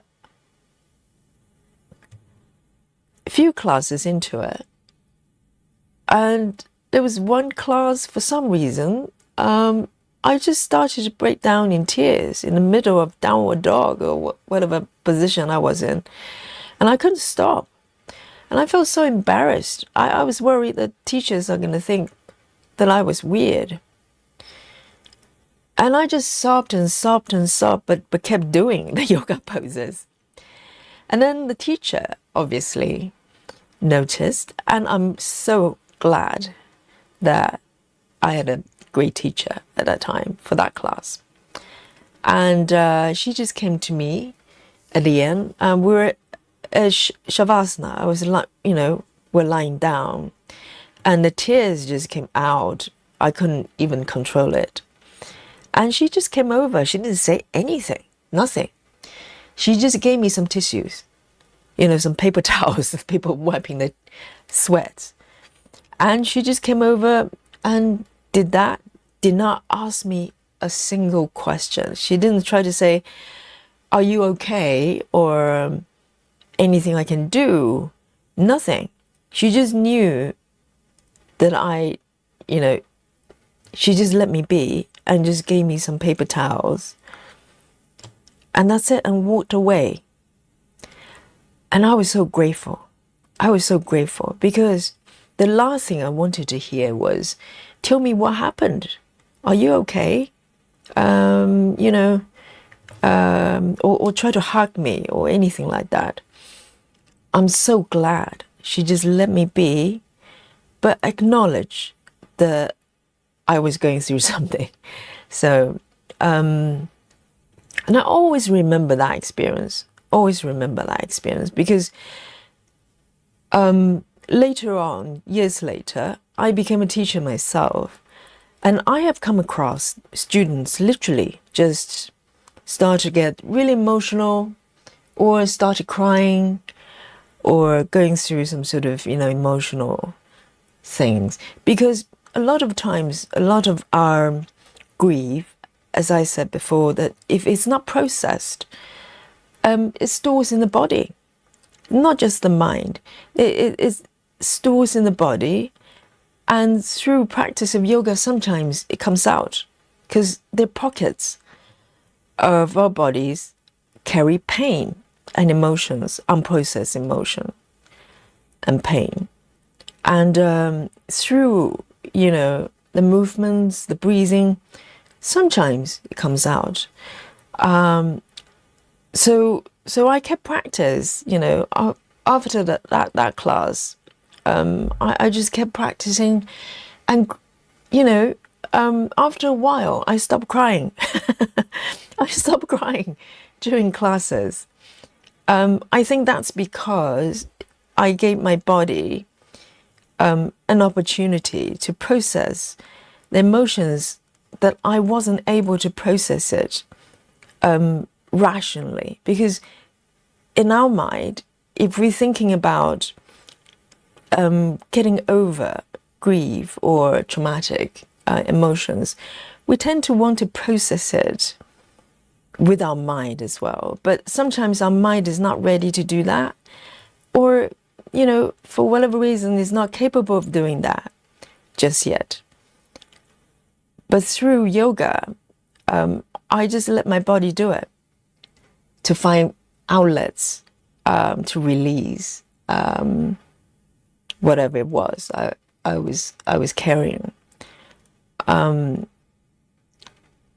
So it makes me very mindful as a teacher to understand what the students are going through, and kind of just be on the side as a supporter without being intrusive, because sometimes when you're not feeling well, just the fact that even with good intention, people go, well, is everything okay? I hope you're okay. It puts pressure on you to feel better about something. I made that mistake myself, I was just asking Suzanne, I hope everything's okay. It's okay if it's not okay yet, right? It sometimes, it's okay to not feel okay all the time. So it's having that space, isn't it?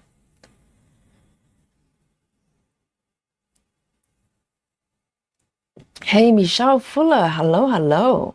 Yes. Welcome.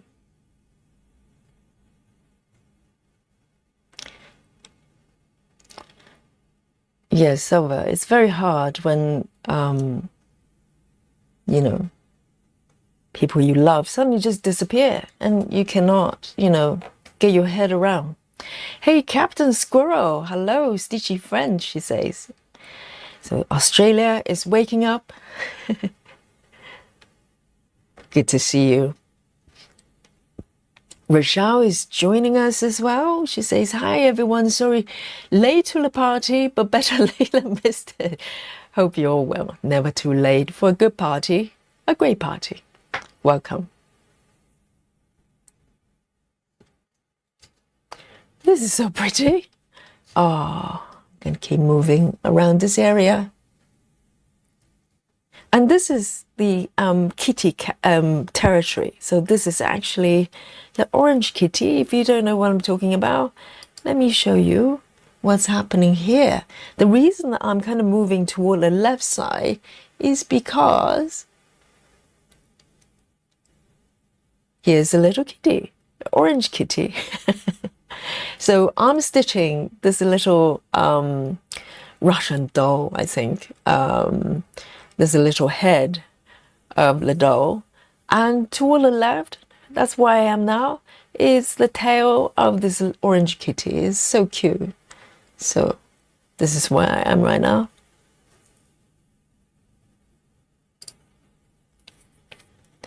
So this is the tail area, I think. Sometimes I don't know what I'm stitching. So I'm always quite surprised when I figure out where I am. But I know roughly this is where the kitty is.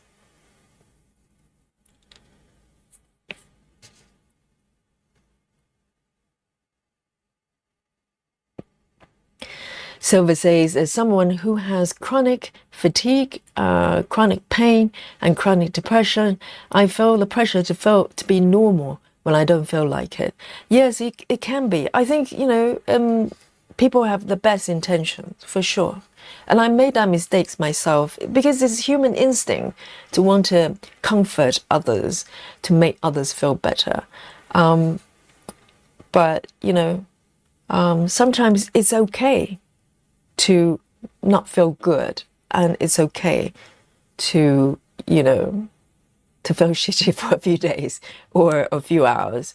But it's knowing that, through that process, there's light at the end of the tunnel. But, you need to take your time and not feel pressure that you have to feel good for others so others don't worry about you.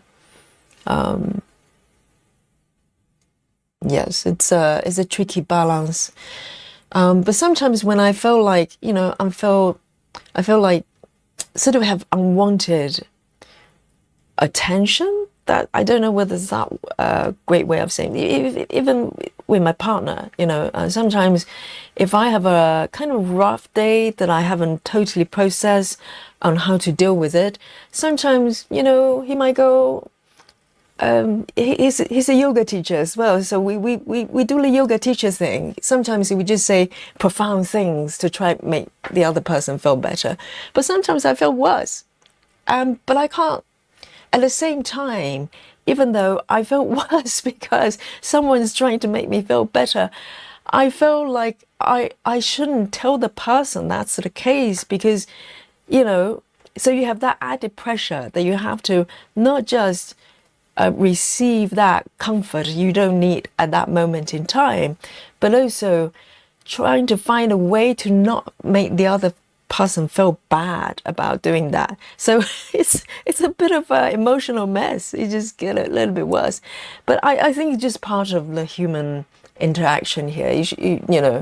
I think we should feel compassionate for people who try to make us feel better, even the timing or the wording are not perfect. It is knowing the true intention of someone trying to do that. So you don't start to, sort of, get yourself worked up.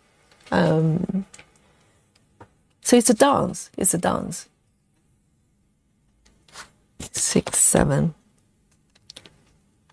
Take this one here.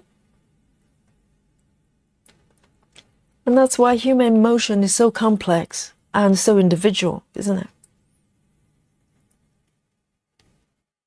Suzanne says, don't worry, I'm totally fine. Just posted that meme because it was funny. It was very funny. And but at the same time, I was thinking, it could be something like having to restart a whip. Okay, that's a downward spiral. But also it could be something a bit more. So I was, a little bit concerned, but I didn't want to pry. I know Suzanne is a grown up. Suzanne is smart. And she will work it out. And we're here, just being here. Just being here. No pressure in any way, shape or form. It's just a space here for everyone.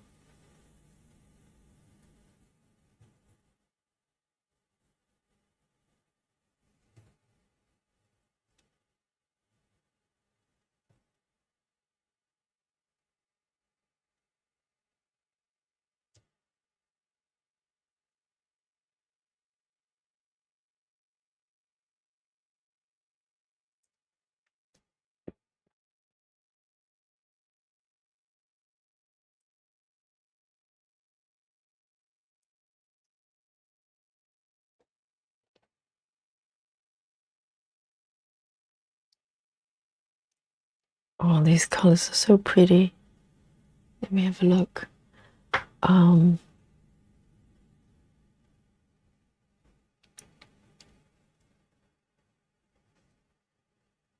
River, there's no normal, Everyone is so unique. And that's the beauty of it. And if people who love you, they would embrace you. So that's the true evidence of love. When I just, accept who you are.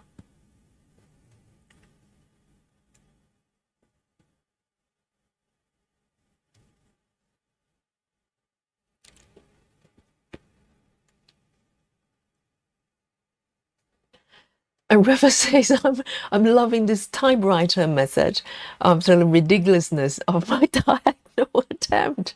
I know that's far too neat for my liking.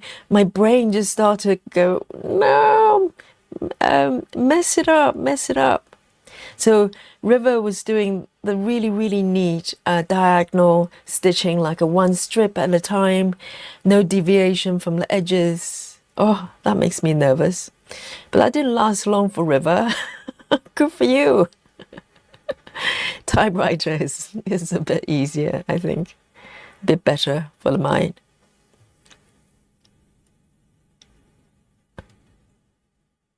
I think the way we stitch is definitely the reflection of our personality.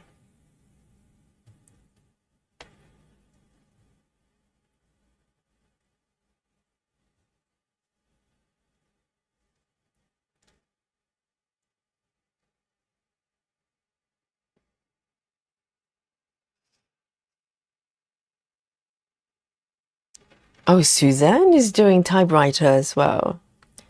Yes, I think typewriter method is particularly good if you start a new area, like you start a new page or you start a new project. It's quite neat, isn't it? Because sometimes the edges, you can have kind of stitches on stitch for a long time. If you're doing, I don't know, if you don't stitch block by block, if you just do cross country, a lot of times you have to go back and find those loose edges, stitches. But typewriter is preventing that. Typewriter is, allowing you to have a very tidy edges, which is quite nice. And also it takes decision making away. So you don't have to think about where shall I go next. And the reason I do deranged typewriter is eventually when I follow the rules for a little while, I my instinct is trying to break it. So if I follow the symbols for a little while, which is quite nice, I probably, a lot of times I start to want to not do that. So, but in order to stay in a certain method, and still come back to do the typewriting when I want to, I do the deranged one, meaning that I have the freedom to wander off and, extend the line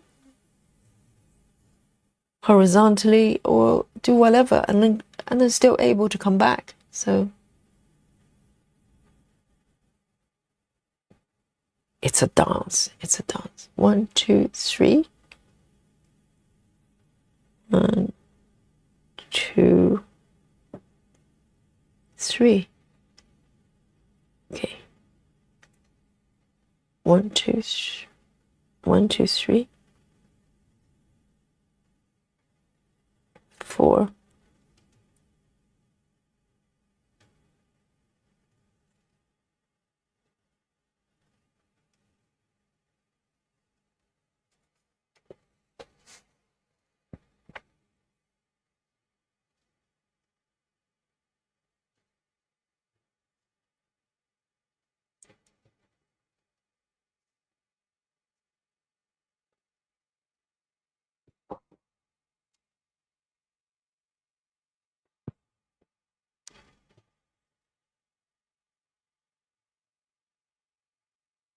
Suzanne says, I started doing it with a minimum amount of stitches and then take the box away and just stitch out that symbol. I found out because I left the symbol that I had the most left and cover it up. So you do min to max within the box. I need to figure this out. So do you start with 10 by 10 box? So min to max amount of stitches and then take the box away. So you do minimum to maximum within let's say 10 by 10 or whatever area that you define. And once you've done that, so you do the color complete of the inside, is that correct? And then remove the box and stitch out. So that sounds like filled and frolicking. No? Is that different? So filled and frolicking, I don't know whether you're supposed to do, in terms of stitching order, I don't know whether there is a kind of a rule to it. 1, 2, 3, 4. Let me count again. 1, 2, 3, 4. 1, 2, 3, 4, 5. Okay.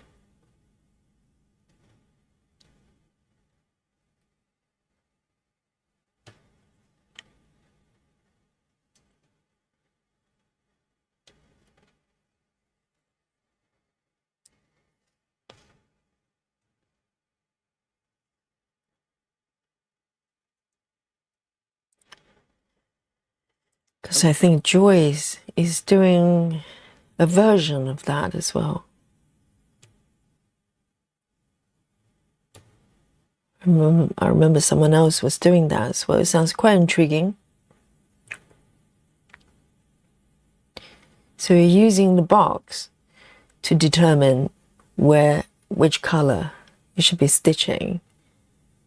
And then just remove the box and go cross country.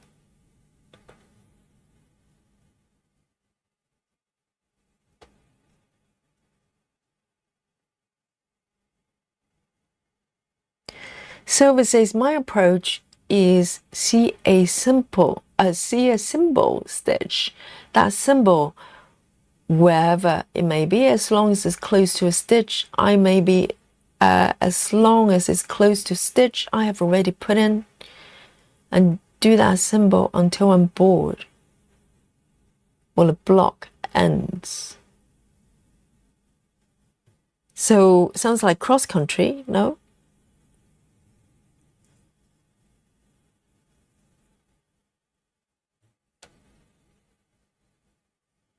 There's so many variations, even just within the cross-country method.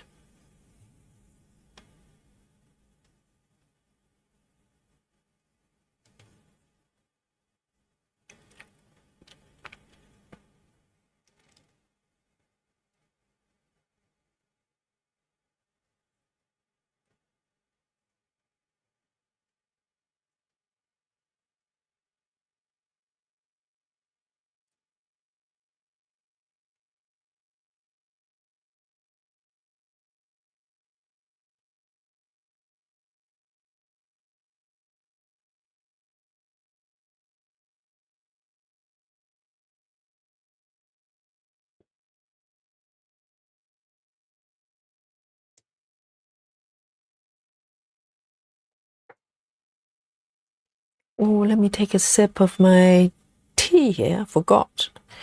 I've got my peppermint tea here.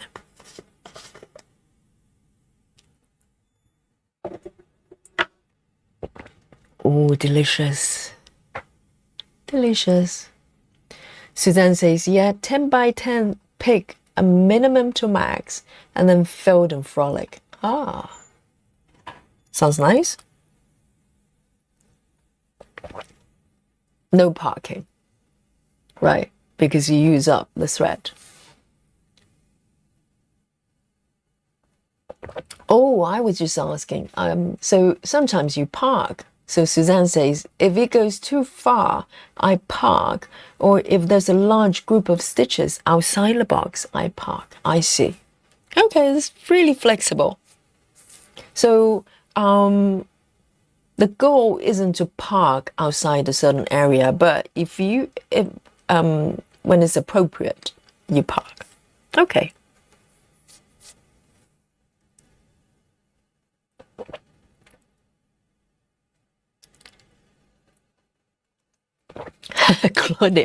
Claudia says, I do the same as silver stitches. I call him meandering chaos. My only rule is that I have to switch colors every time I end a thread, except for 550, which is my favorite. I love it. Yes. When it comes to your favorite color, 550 is the purple, isn't it? Ooh, look at me. I know it because it's a quite a dominant color for sweet shop. There's a lot of 550. Otherwise, I wouldn't have a clue. Meandering one, chaos. Yeah, any method is got chaos is good for me because I know I don't have to be tidy.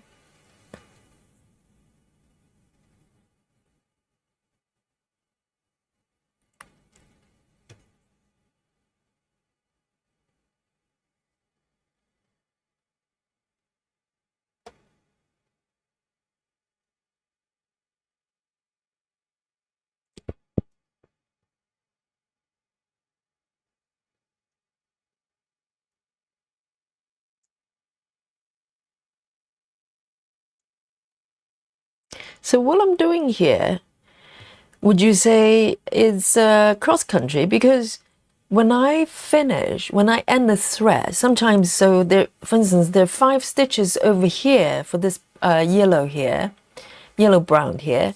So I did the 5 stitches, end the thread, but instead of putting it away, normally you'll probably do that with cross country, I actually go and find the different locations surrounding the area and start doing those as well. So so I don't always put it away when I end the thread. I just keep going.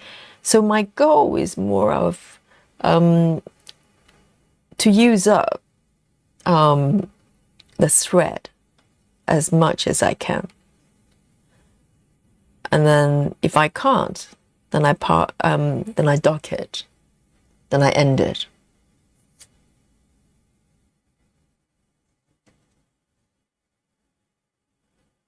So I don't know if there's a name for that. Deranged country, cross country. There's always a deranged version of every stitching method. There should be anyway.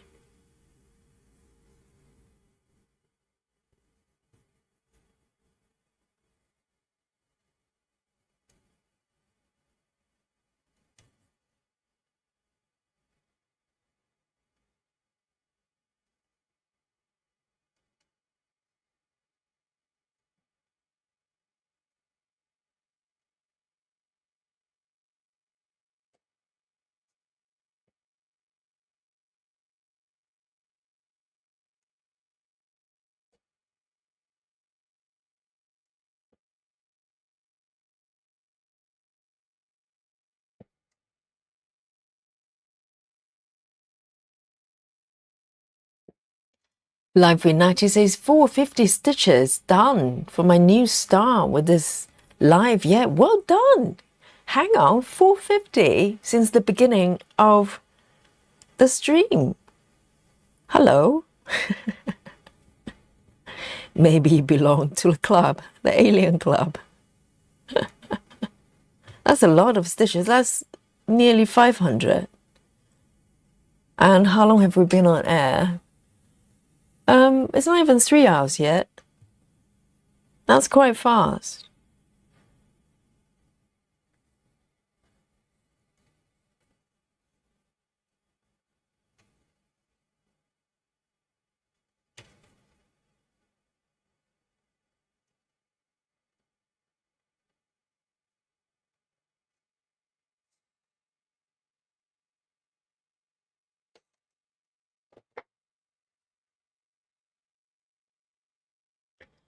Heather House says, I must have a messy personality. I'm a deranged cross-country.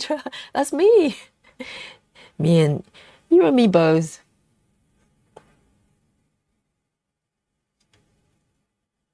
I remember the first time I came across Joyce's channel, Stitchy Dachi.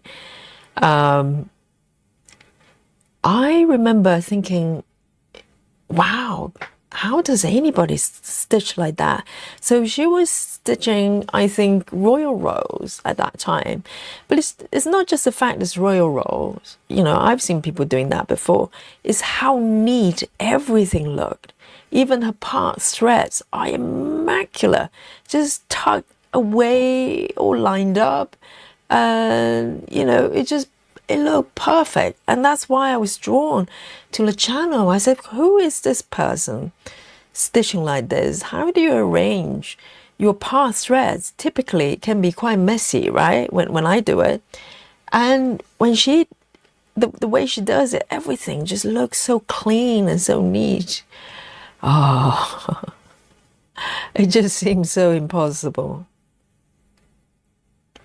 But there you go. There's some aliens out there.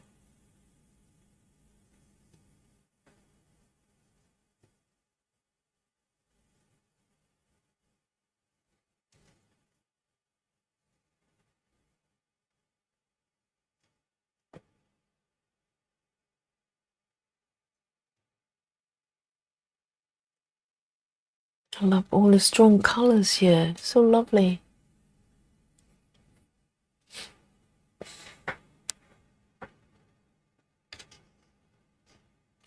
So Monique, I think you're referring to my peppermint tea. Yes, it's my favorite too. I have a few favorites. I quite like green tea as well. But mint tea, obviously, there's no caffeine whatsoever. And it's so soothing.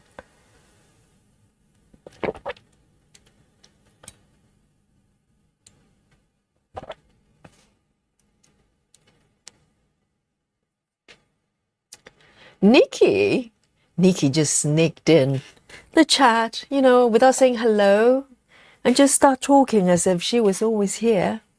Nikki, I know you. And Nikki says, deranged cross-country sounds like a normal cross-country to me.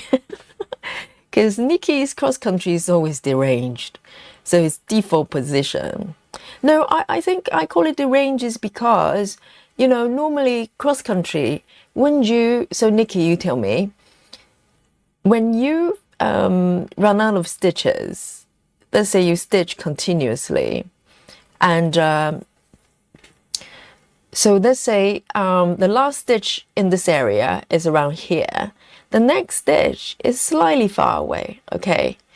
Do you then just take your thread and start stitching over there? Or do you...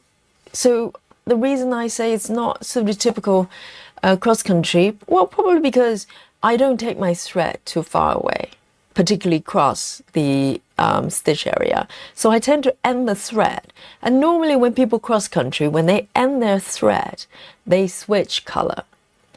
And I don't. I actually just end it and look around. And if it's somewhere there, I'll stitch a little bit over there. And then so on and so forth until I run out of my thread. So, yeah, a little bit deranged. But not for Nikki, because Nikki is just deranged by default, okay? So I've said it. I've said it.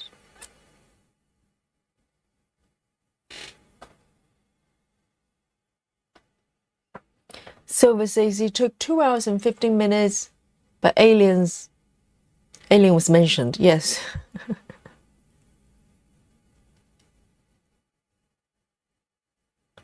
Tracy Dumas is joining us. Hello, Tracy.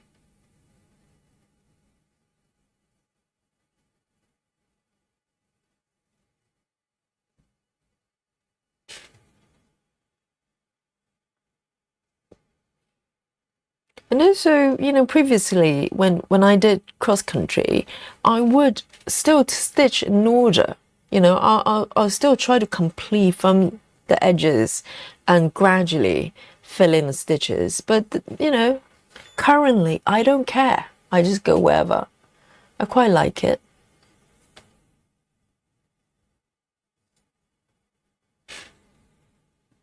Nikki says, yes, I carry maybe 2 or 3 blocks, and if it's bare, if not, I will end and start. But that's my, that may change tomorrow. So you do stop and start with the same color, right? So yes, then you are deranged as well. It's official. Nikki is deranged. Whatever she does. And Nikki, did you have a good time chasing turkeys? Please leave them alone, okay? They just want to have a great time.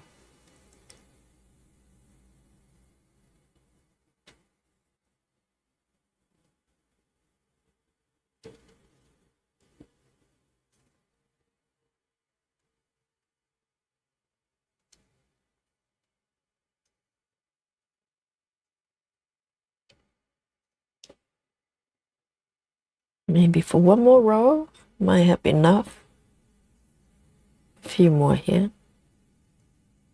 Oh, this fabric is so lovely to stitch. Have I mentioned that? I love it. Why does it feel so good?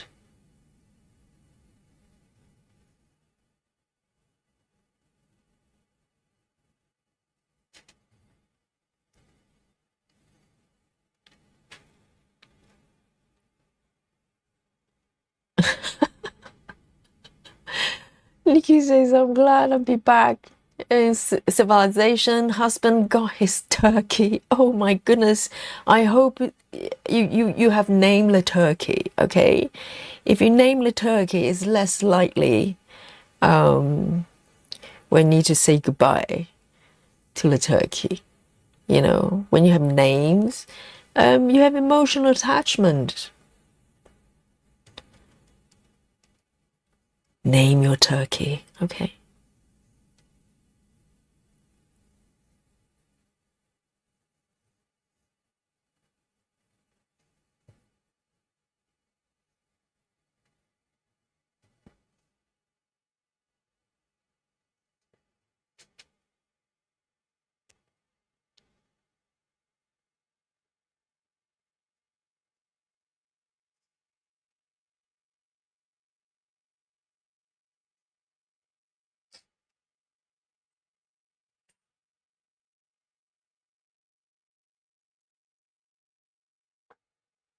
I'm gonna put up my tea here.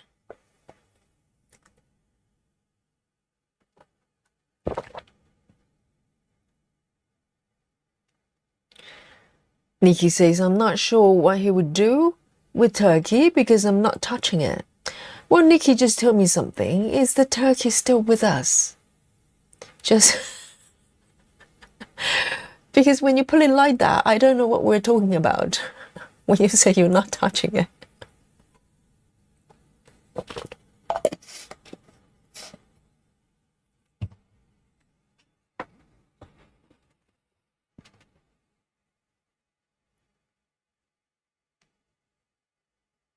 Oh, this poor turkey. They're just minding their own business, you know?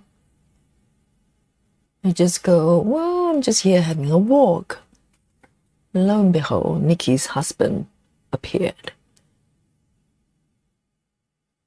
89.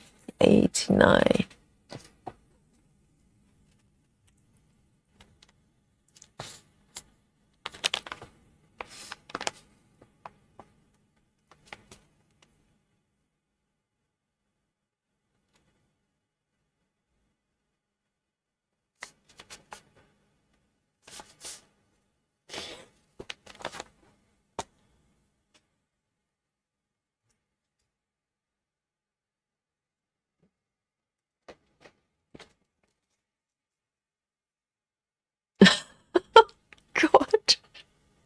Nikki says the turkey's soul is not, but his body is. Oh my goodness. Amen.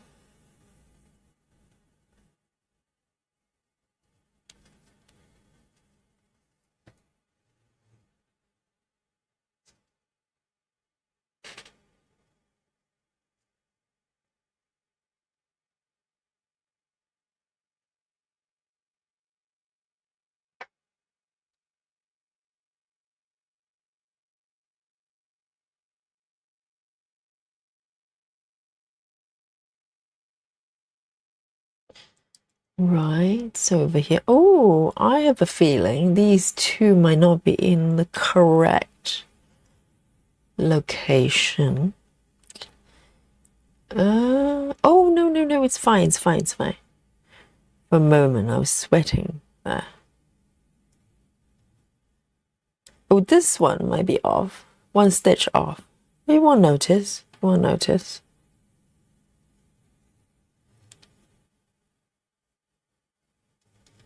I'll probably stitch over it or something. Or just leave it. This color is so pale. You can't even tell it's being stitched. Can you even see it? Air stitching. Live here on Yogi's stream.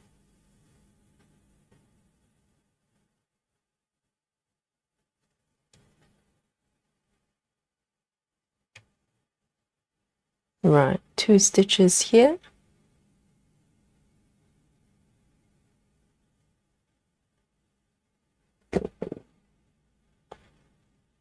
So I think there are a couple of stitches missing here as well. There's one fit missing.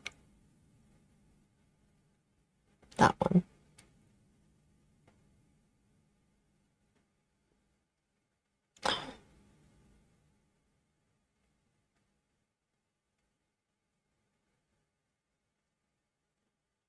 Right, that's a bit better.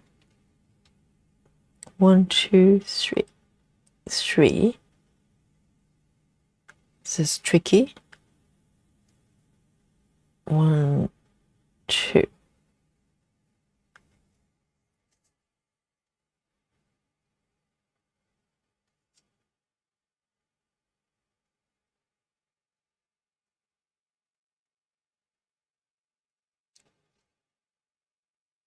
Suzanne says 160 colors of what?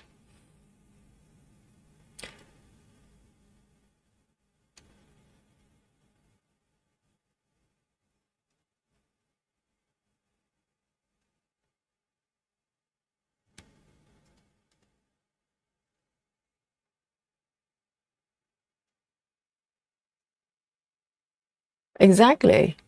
160 colors.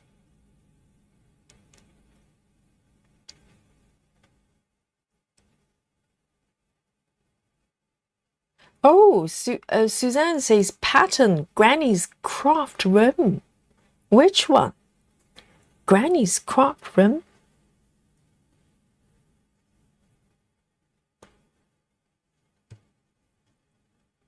The only one I know is it's the 14 count project I've got. But that's not 160 colors. Oh, Suzanne is talking in code.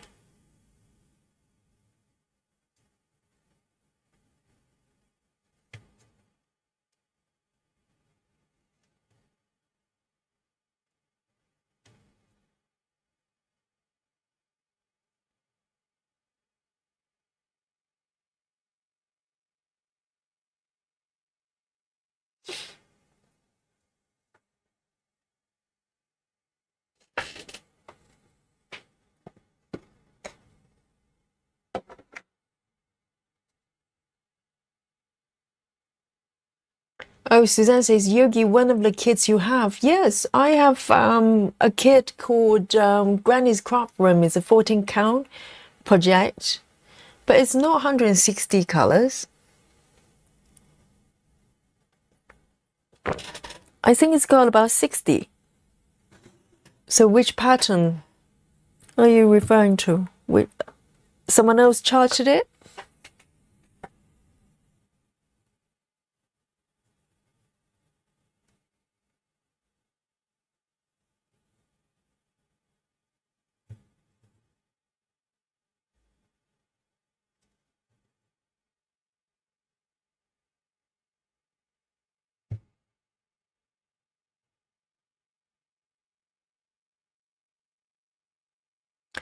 Queen of Scans, I think is a new joiner. We highlight to welcome our new joiners.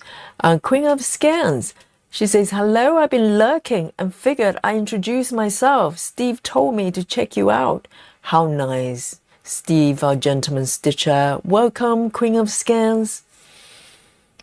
Hello to the Queen.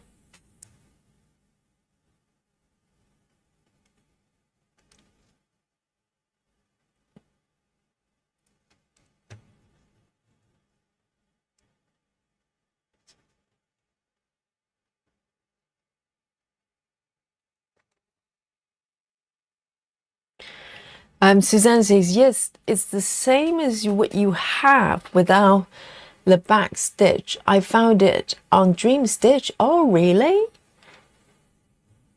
That's very nice.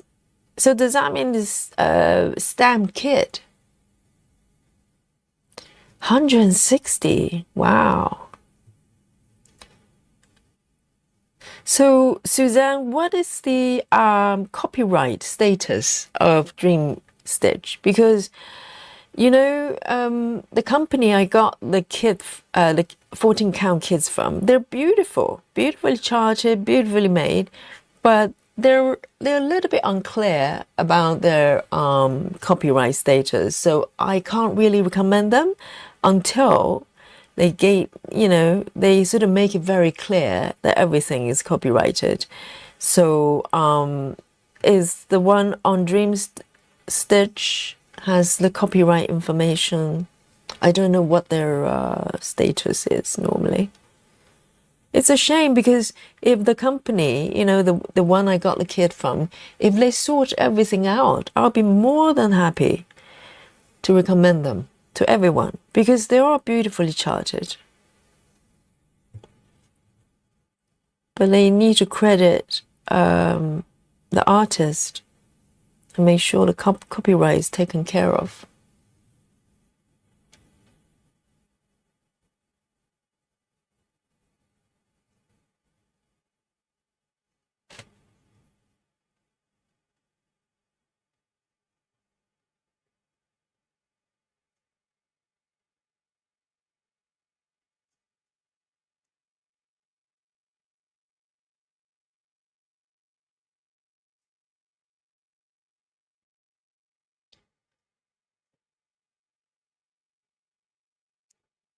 Oh, Suzanne says regular patterns. Oh, I didn't know they did just the normal patterns. I thought they specialized in stamp patterns.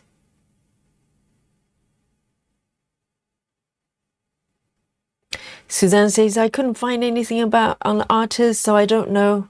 I did look it up. Yes. I think most websites include that information, you know, just to make sure.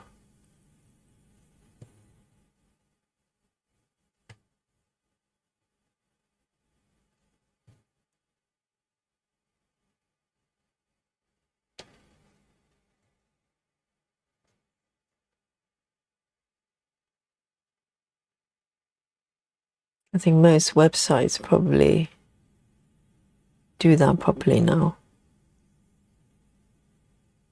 This color is so pale.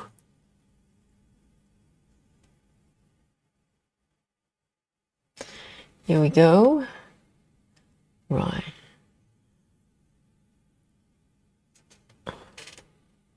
You can barely see it. It's very, very light orange color.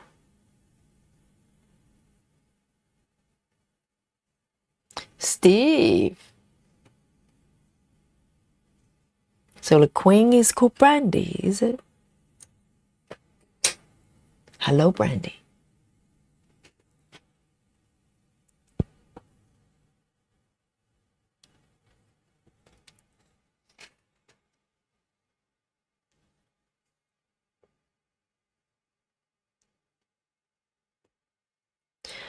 Suzanne, but I'm sure I'm glad that someone else charted that piece. Is so pretty.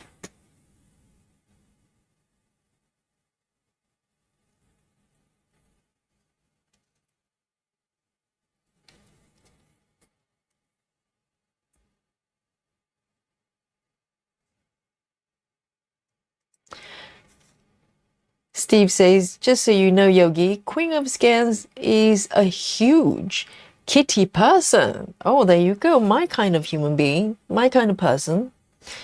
So amazing. A lot of cat lovers on this chart, on this chat.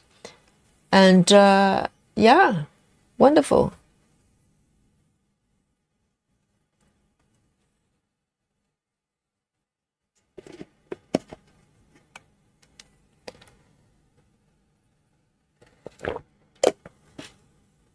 So if Brandy, you like cats, you're in the right place.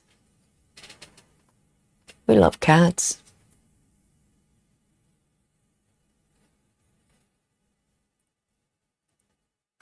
Look at this over there. I want to sort of move on, do a little bit more of this area here.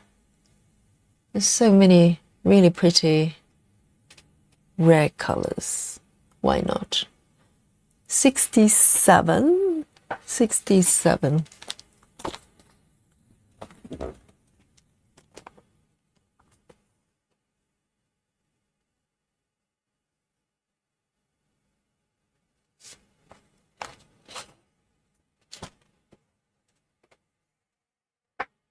Oh, so Brandy is taking care of foster kitties.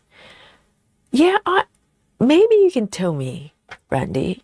You know, I always wonder, the people doing fostering care for kitties do not get attached to them. So by the time they get adopted, you're heartbroken. Because I probably would be.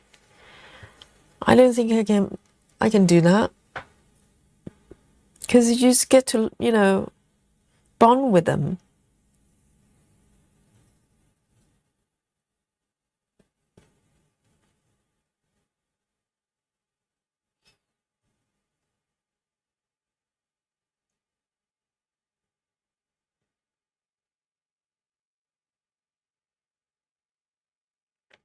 Suzanne says it's also huge. How many stitches is that one? Because that would be... that'd be quite a nice chart. Because that design has a lot of details.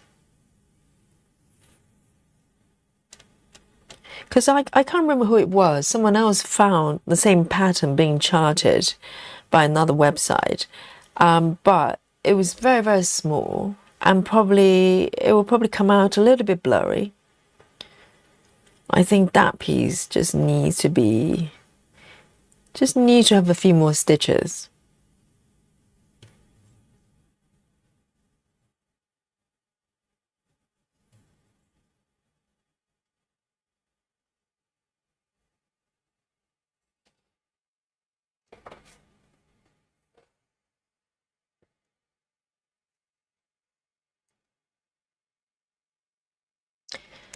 Brandy says, I'm currently dragging out my kitty cat hay to work on a brush with magic. How nice.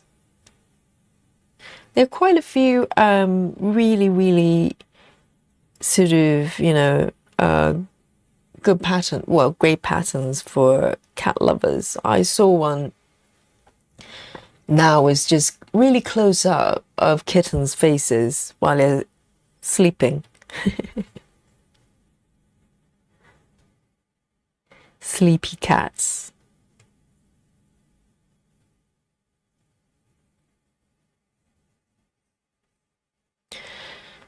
Silver says, me too, definitely be heartbroken by the time they leave. Yeah, I always wonder about that, because I don't know how long you keep them. I presume sort of meaningful amount of time until they've adopted. I probably wouldn't let them go. I'll just end up having them all. I should end up with 15 cats, which is not ideal.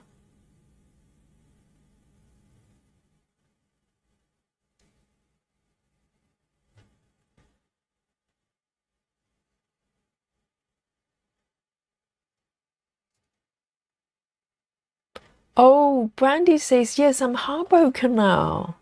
Wow. And she says, my current litter left this weekend, so they're really young cats, like kittens. Oh my goodness, no way I'll let them go. I'll probably go, well, actually, I'm going to just keep them all. Oh no. So it's hard for you as well.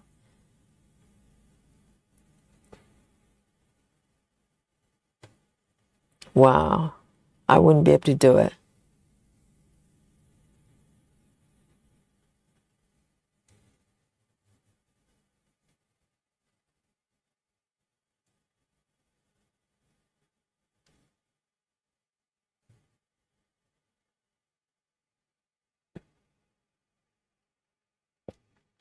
Claudia says, we foster as well. Currently, I have a foster fell asleep on my desk. I can't imagine a whole litter living at the same time. I have learned that I keep the bottle babies. Well, particularly kittens. Just no way. I don't know how you do it. Oh man.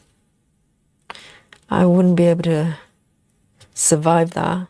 Whoops, I just broke this thread. Yeah. Let me try again. I broke it.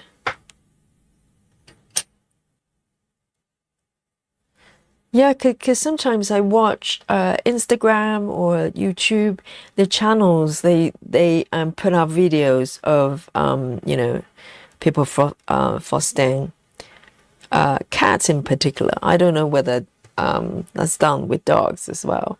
And yeah, I just thought, well, how could you let them go? No chance. You give them names, and you live with them for a while. You want them to stay.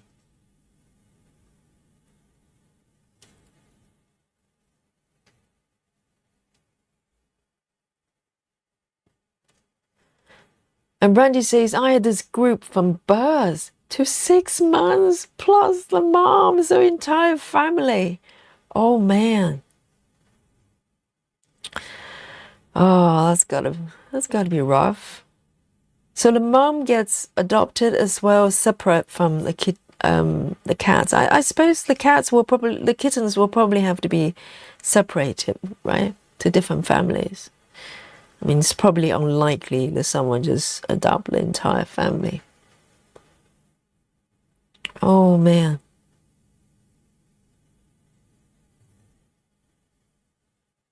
It's got to be so hard emotionally.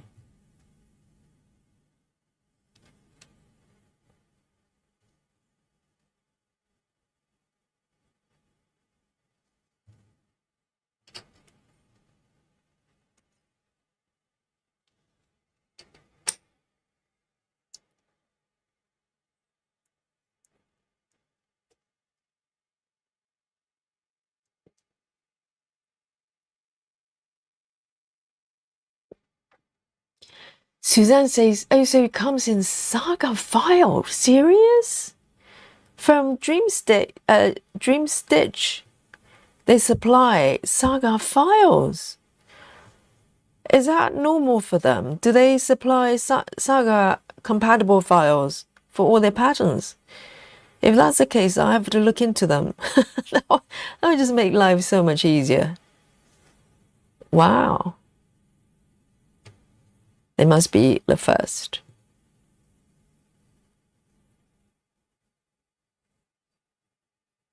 Oh, Claudia says, Yogi, we don't, the kittens stay.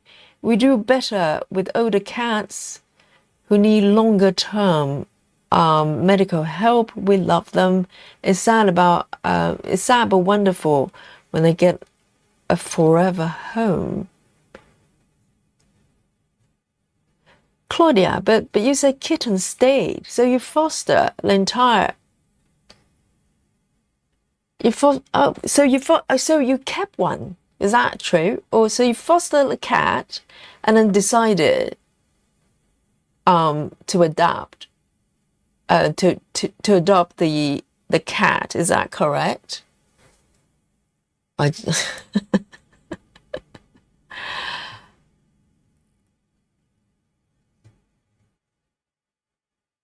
Because I thought the whole point is that they get adopted by other people.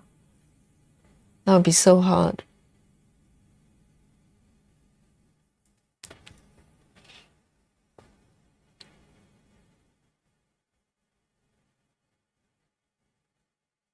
Claudia says birth to 6 months. I know when the cutest, they continue to be cute after 6 months, but imagine the kittenhood. Yes.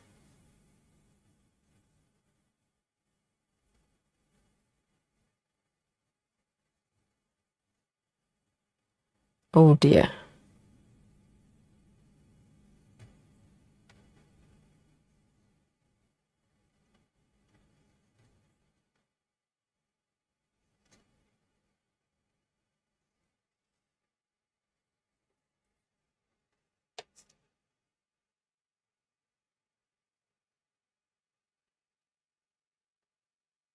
Laura says, I will give us some of our cats, but the in-laws are quite attached. You don't mean that, Laura.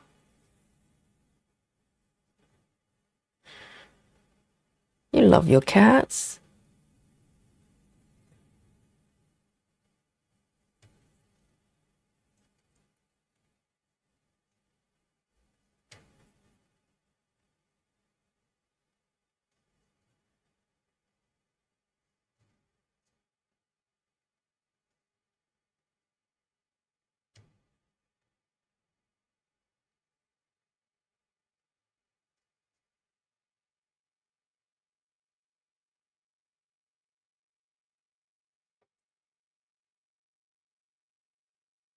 Oh my God, 5 kittens. Oh my goodness. Yes, I love my Dolly, but she's not very, she's not a lap cat, you know, and I really, really miss lap cats. You know, don't get me wrong, I love my Dolly, but she's very independent. Some cats are just not, you know, snuggly, not as much. But she's very affectionate, just not in a sort of lap cat kind of way.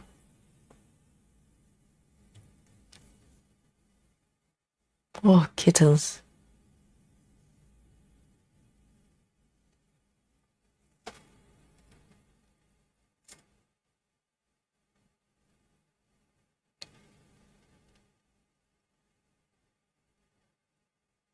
So 2 of them are taken with the mum. Oh, so 3 of them together. That's nice.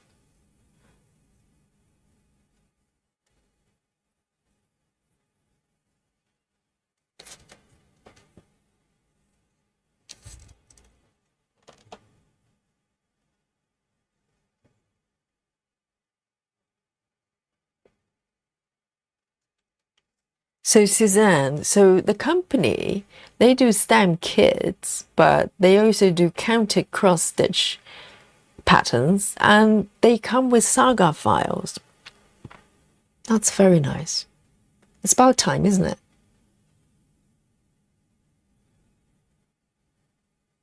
Because I think some pattern companies, they're not even aware of saga. They don't know what it is.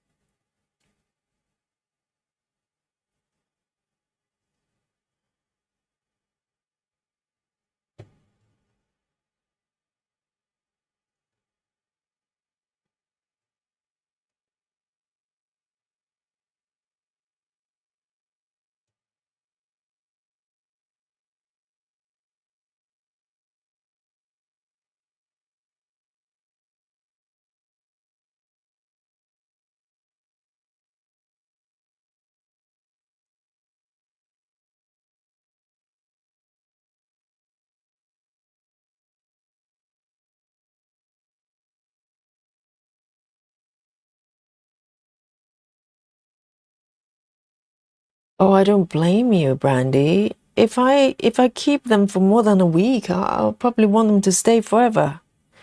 For sure. That's why, you know, I've got daily visit for my squirrels, my local squirrels, and they come over to knock on my windows, and I give them some nuts. You know, this is kind of, I bribe them with nuts, and they kind of come to visit me every day, and I hesitate to give them names, because if I give them names, I get attached to them. And so I call them, there's a boss squirrel, Captain Squirrel, and I give them little nicknames, but not like names. You know, there's another one that's got really long nose for some reason, and so I don't even know if it's a male or female. I just presume all of them are boys. And I just give them names like, you know, really rough nicknames, because I'm too afraid to be attached to them, even though I am.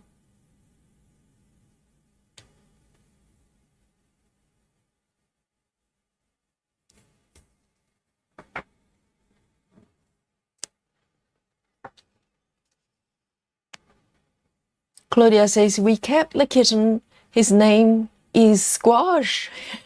Hello, Squash. And he lives here with us forever. Oh, that's so happy to hear that. Yes. Because it was a week old when he got here. I can't ever let someone else care for my baby.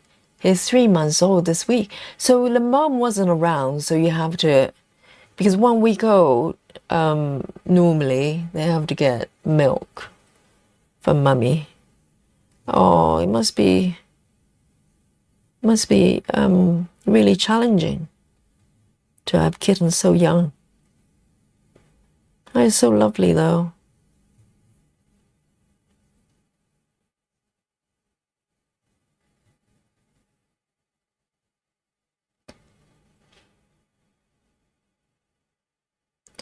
And how do you get qualified to be to become a foster parent for cats? Not that I'm thinking about it, but I'm just curious. What sort of criteria you have to meet? Maybe the living area, or maybe the past experience.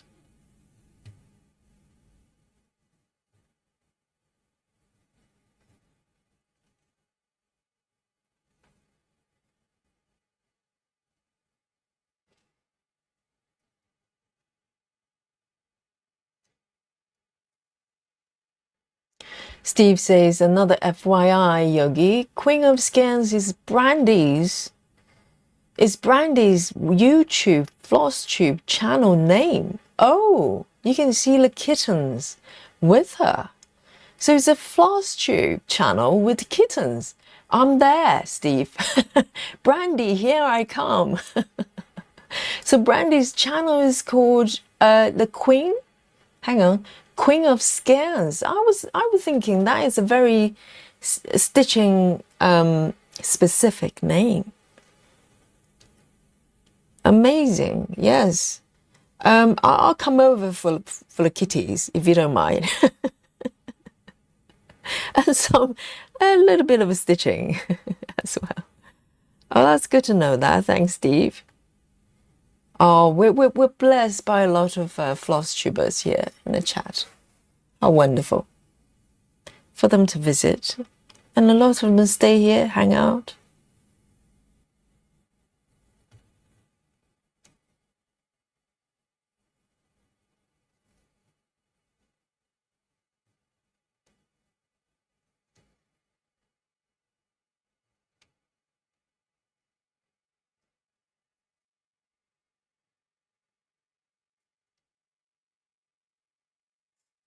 Silver says, I have a tuxedo that in all her life, 7 years of her life, has sat on my lap in the living room only once.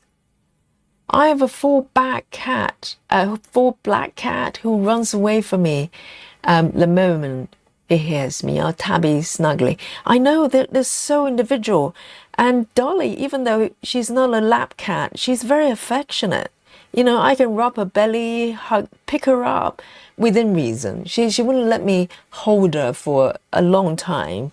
Some days, you know, it might last about 30 seconds, and some days 3, okay? And I get what I can, and, but she's very affectionate, just not in a kind of snuggly kind of way. And I want to respect that. I don't want to force myself on her. But I do, I really miss the kind of snuggliness you can get from cats.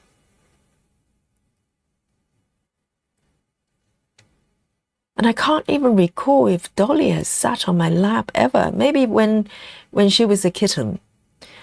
And now she's not going to put up with it.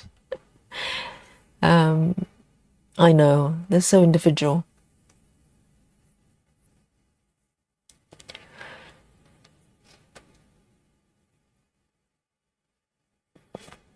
Claudia says, referring to the kitten, says, he was a right pain as a baby, but he's been such a balm for us this week. In the US, we don't have to meet any criteria to foster, but we did have to have an interview. Okay, so do they not come to check out where you live and just make sure that you have the space and all that stuff? I think they might do that over here.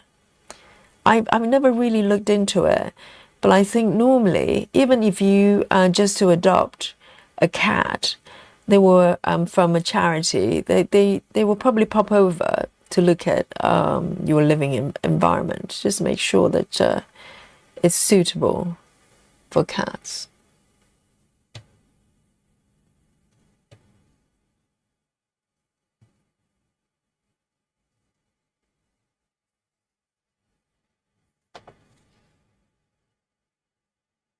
Silver says, I've got Komari and Queen of Scans to watch tomorrow. Yes, exactly. And Komari's got a cat as well. Occasionally the cat makes an appearance as well. Not during live, but there's some videos I've seen her cats. Really cute. A lot of cat lovers when it comes to stitching.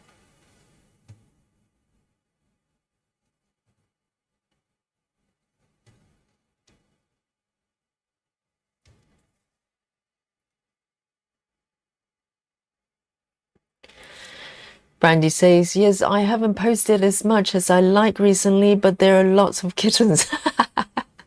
Maybe you can turn into a kitty channel. Because we just naturally take video them, don't we? So I just capture those cute moments.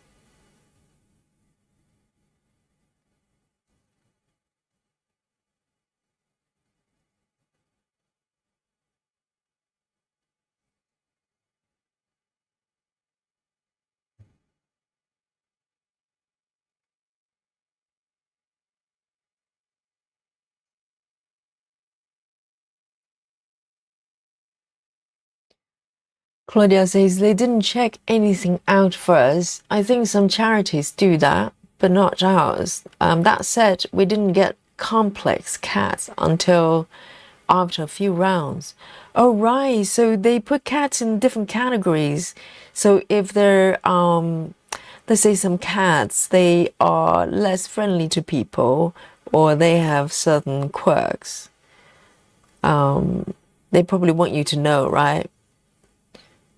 So for instance, if cats, certain cats might be a bit more aggressive, you definitely don't want a household to have young kids, probably, just to be safe.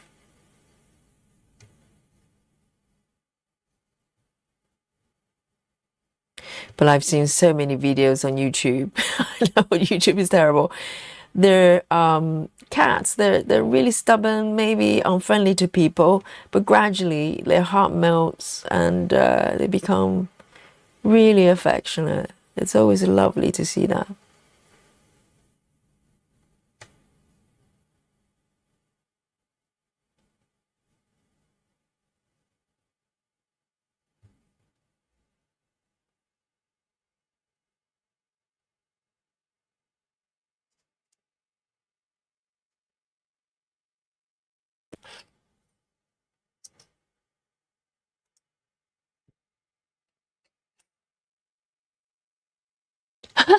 Steve. Yes, apnea. I know. It did cross my mind when I said, we have a lot of cat-loving stitchers here. I was thinking, well, I'll try to look around to see if apnea was around. Yes, apnea probably thought, well, lucky escape today. I'm not a yogi stream when everybody's talking about, loving cats. 6 cats in a household or something like that.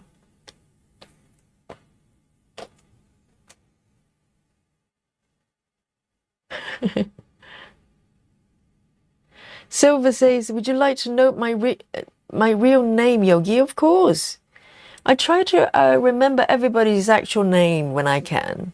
And also a lot of times it's easier to say it as well. Yes, let me know what your name is like. It's like a test, a memory test that I practice every day.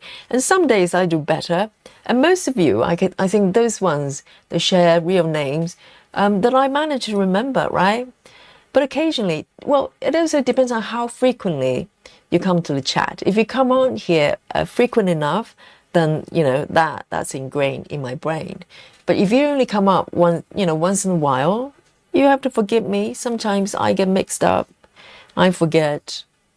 So it will be a very good incentive for you to come join me every day. Just to reinforce my memory,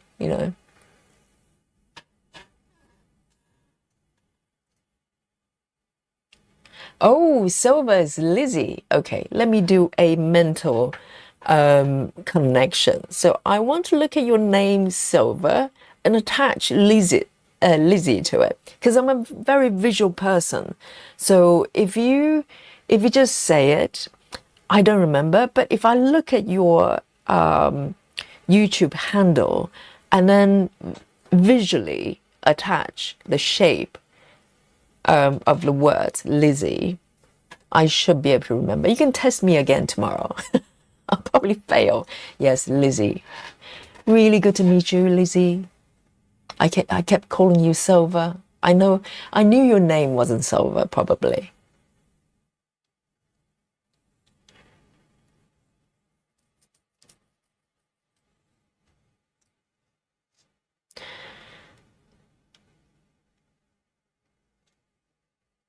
Silver says, referring to Ebony, she was, but I think she's either busy.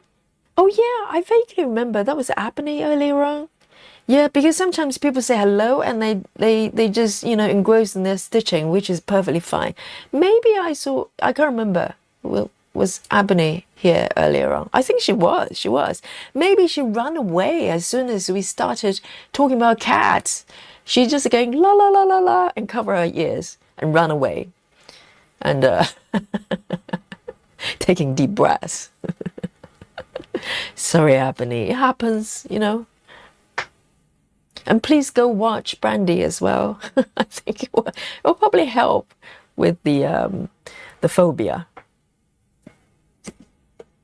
Yes, Lizzie. Brandy, Lizzie. 2 new names. And I'll test everybody tomorrow, okay?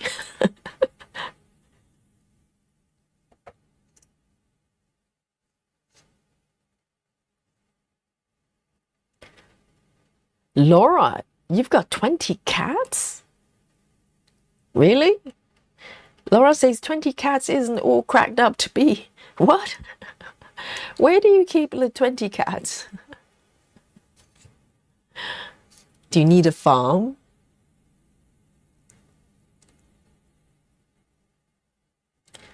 Here we go. Oh, it's a purpley color. That's quite nice. The color is so much fun. It's like stitching rainbow or something. 6 6 6 6.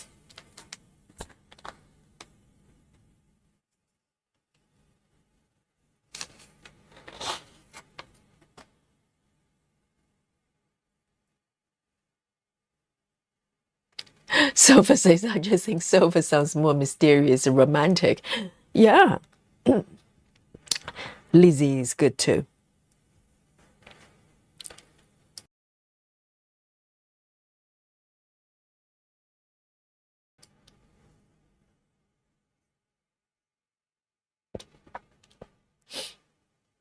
Knighting, actually, Laura.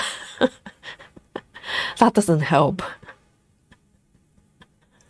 Why do you have knighting cats? They're all your cats. You're not fostering cats.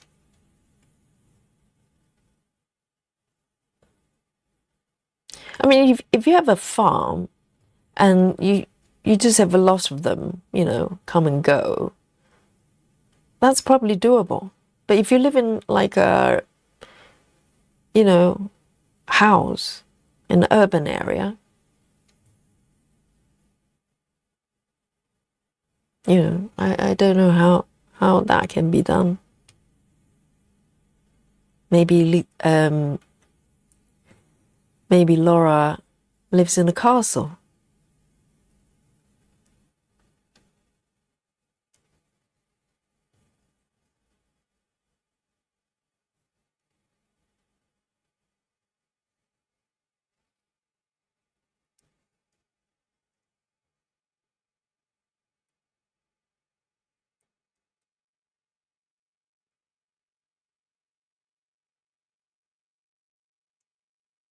I think 20 cats, 19 cats. You probably have trouble remembering all the names. I don't even know I know 19 people's name. I don't remember all of them at the same time. I have limited capacity with the brain. department.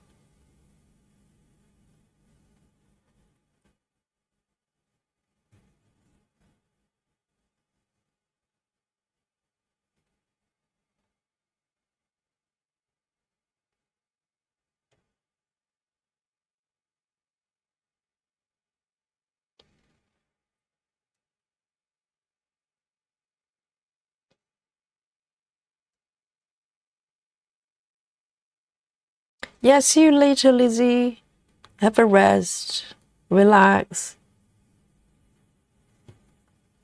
You can come back and test if I still remember your name tomorrow.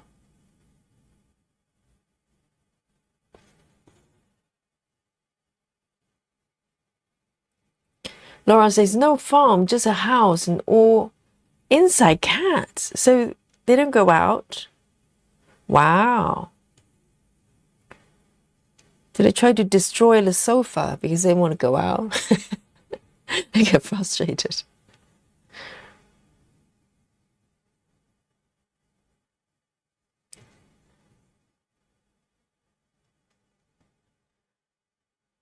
Wow, that's a lot of cats.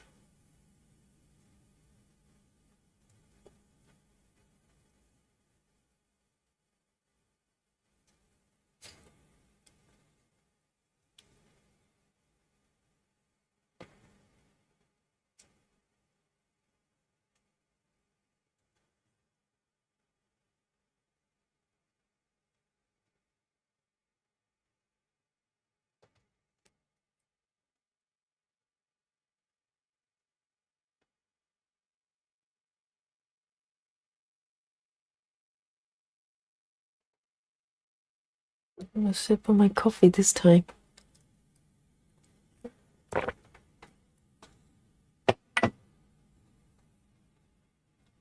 Laura says a bunch of them came in when they were kittens during snowstorm. We felt bad for them. Right, so a bunch of them, not all 19 of them. And I suppose they probably have litters. I'm guessing that's what happened. Wow.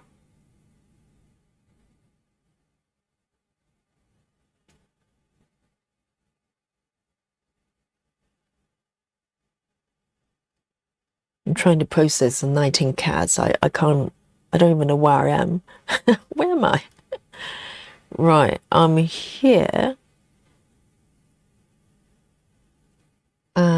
Below. Okay, got it.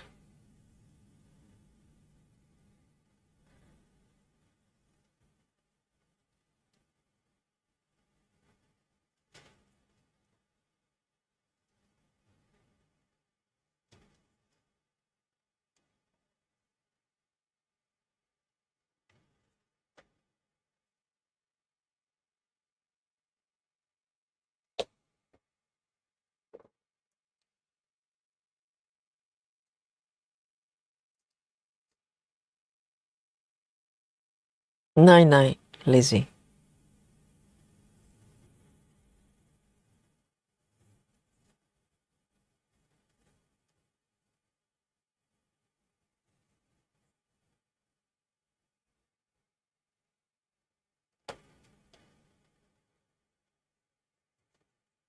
But then again, cats are quite independent. You know, I had multiple cats before, not 19, but I find that the kind of things you do in terms of, you know, living environment for cats is not that different. Having one cat or more than one. Because they kind of just have their own lives. And I have cat flap, so the cats just go out whenever they want. They come in for food and snuggle to sleep. That's it. So it's not that much harder to have more than one cat.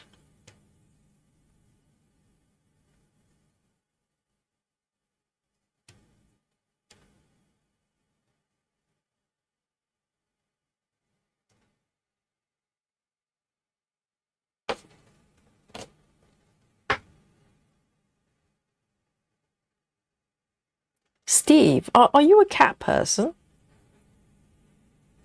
or a dog person. I don't know.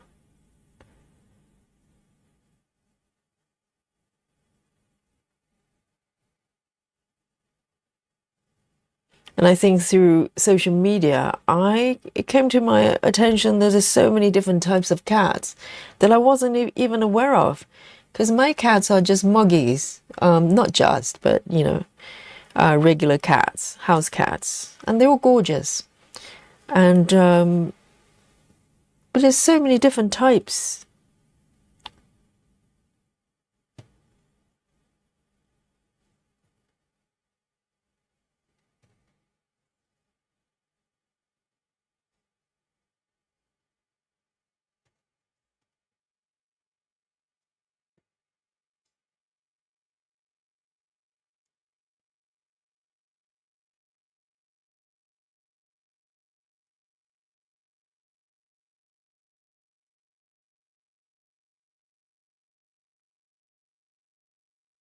Right.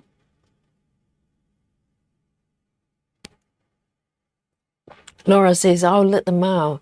But we've seen a few cats and kittens getting hit by cars and scarred badly outside.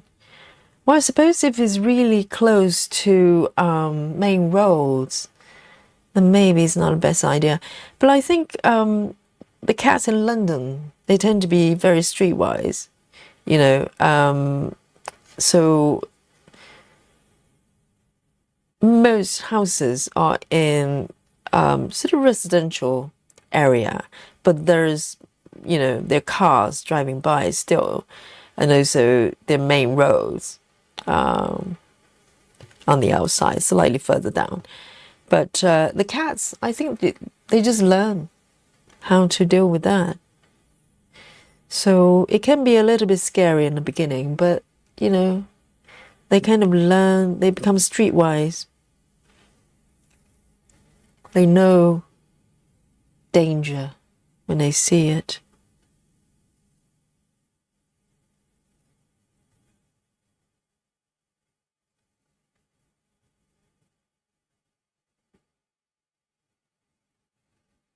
Oh, Steve is a cat person as well. Dogs are great, but I prefer the company of cats. Yeah, I know. I love dogs as well. But it's just dogs are probably more demanding in terms of, you know, their lifestyles. You have to walk them a certain time every day. And it's just, for me, I just know it's going to be more challenging for me. But I love dogs as well.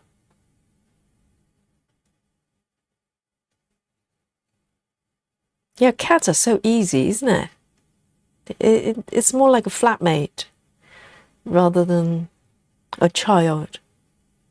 Dogs are probably more like, you know, having children.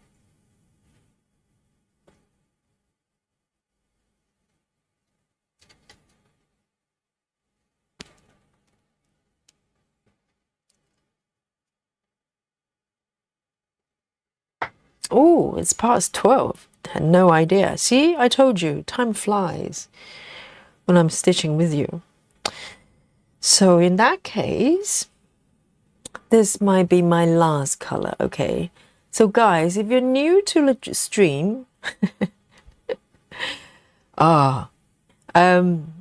yes, lucky you. We play a game at the end of the stream called Guess My Stitches, okay?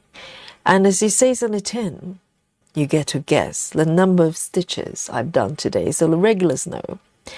And some of them probably counting every stitch I make, you know, really sneaky ones, because some of them manage to win multiple times.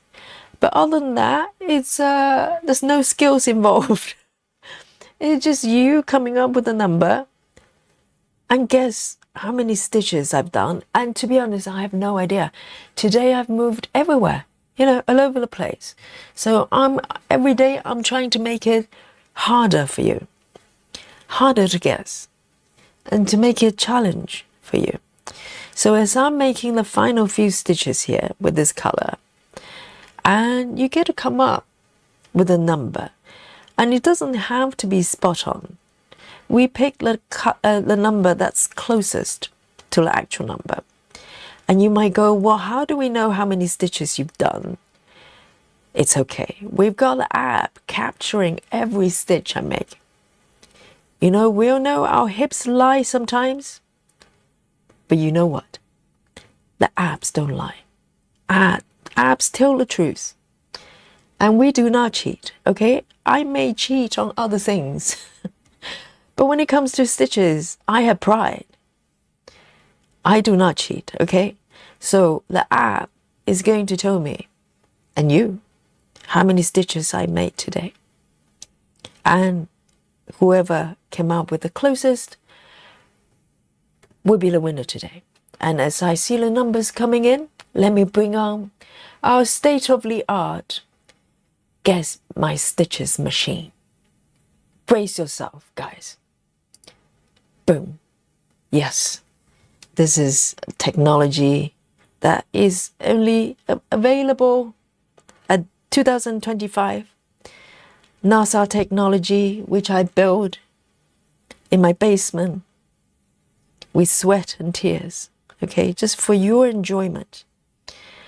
And I am going to make the final 2 stitches, and you need to incorporate these 2 stitches in your number. Every stitch counts, okay? So here we go. And once I've done this stitch, I will give you a brief recap on what is happening today with this piece. Oh, I'm so happy stitching this piece. It's so pretty, so vibrant. It really puts me in a good mood. I thought I was going to fall asleep as I got up at 5 this morning and worked throughout the day. But I'm wide awake because this is so pretty and you keep me awake with a kitty conversation. Okay, so here we go. Let me just zoom out a little bit so you can see its full glory. That's where I am right now. Okay, so this is the center where I started. I just started stitching wherever I want. I'm veering to the left because there's a little orange kitty here. That's why I am. There's a little tail here, I think. The back leg. And I've got my kitty needle minder here. All right, let's have a look. See how we're doing today with the numbers. Here we go. From the top. Steve, who has been a winner for multiple times. Steve says 353. Stephanie 315. Michelle Fuller 252. Betty 360. And Suzanne 295. Laura 280. Susan 267. Susan is still awake. Good. And Sandy 238. Captain Squirrel 322. Wide awake. Captain Squirrel just woke up in Australia. And Rachel 311. Nikki, who's got a husband chasing after a turkey, and 346. And Queen of Scam Brandy 248. Rochelle 387. Belinda 32. Monique 420. Monique, you're my favorite. Don't tell others. You're my favorite today. Here we go, guys. Let's have a look. Let's bring up the app view here and see what we've got today. Okay, here we go. This is the iPad view. Let me turn the switch off so you know no cheating here, okay? Are you ready, guys? 3, 2, 1. Who will be the winner today? Boom. 336. Guys, can anybody count? 336. Who is our winner today? I think we've got 322. Let me switch back here. We've got 322 for Captain Squirrel. Anyone closer? 336. 336. I think Captain Squirrel might be the winner today. Do you not think? Am I correct? Nikki's pretty close as well. 3, 4, 6. That's pretty close. One is slightly higher, one is slightly lower. How about we have both? They're both winners today. I'm feeling generous this Tuesday. So Captain Squirrel and Nikki, am I correct? Are our winners today. Round of applause. Yay. Guys. Yes. Both winners. And Steve, 353? Steve. No, Steve is slightly further away. No. 353, 336. Yes. So 2 winners today, and Nikki and Captain Squirrel. Yeah. So you know what happens to winners? They get to share the buffet with me. It's like having tea with a queen, okay? It's fine tea, okay? And also you get the respect of everyone here. Oh, it's tremendous. Heather is a little bit late, 3, 2, 1. But yes, thank you, Heather. And look at our buffet today. We have the breakfast style with biscuits and milk for Michelle. Clearly, it's probably morning over there. And we have Laura, and as usual, very colorful spread here. And Belinda is bringing a variety of, cuisines of the world. And Rachel, sweet tooth for sure. And Susan's going for the McDonald's and fast food route down there. And Queen of Skin is bringing smiley faces. And Captain Squirrel, healthy as usual. And Grace as well, very nice. I don't know what is that thing at the end, but I hope it's edible. Guys, it's been a tremendous evening with you, wherever you are. Morning, afternoon, good night, and good evening from the sleepy London town. And Yogi signing out. And tomorrow is our Kim Jacobs Sao, okay? But you're allowed to stitch whatever you want. Just come here and join me, and we'll have a relaxing time stitching together. So great to see all of you today, and night from Yogi from London, and I'll see you in the next live stream. Night everyone.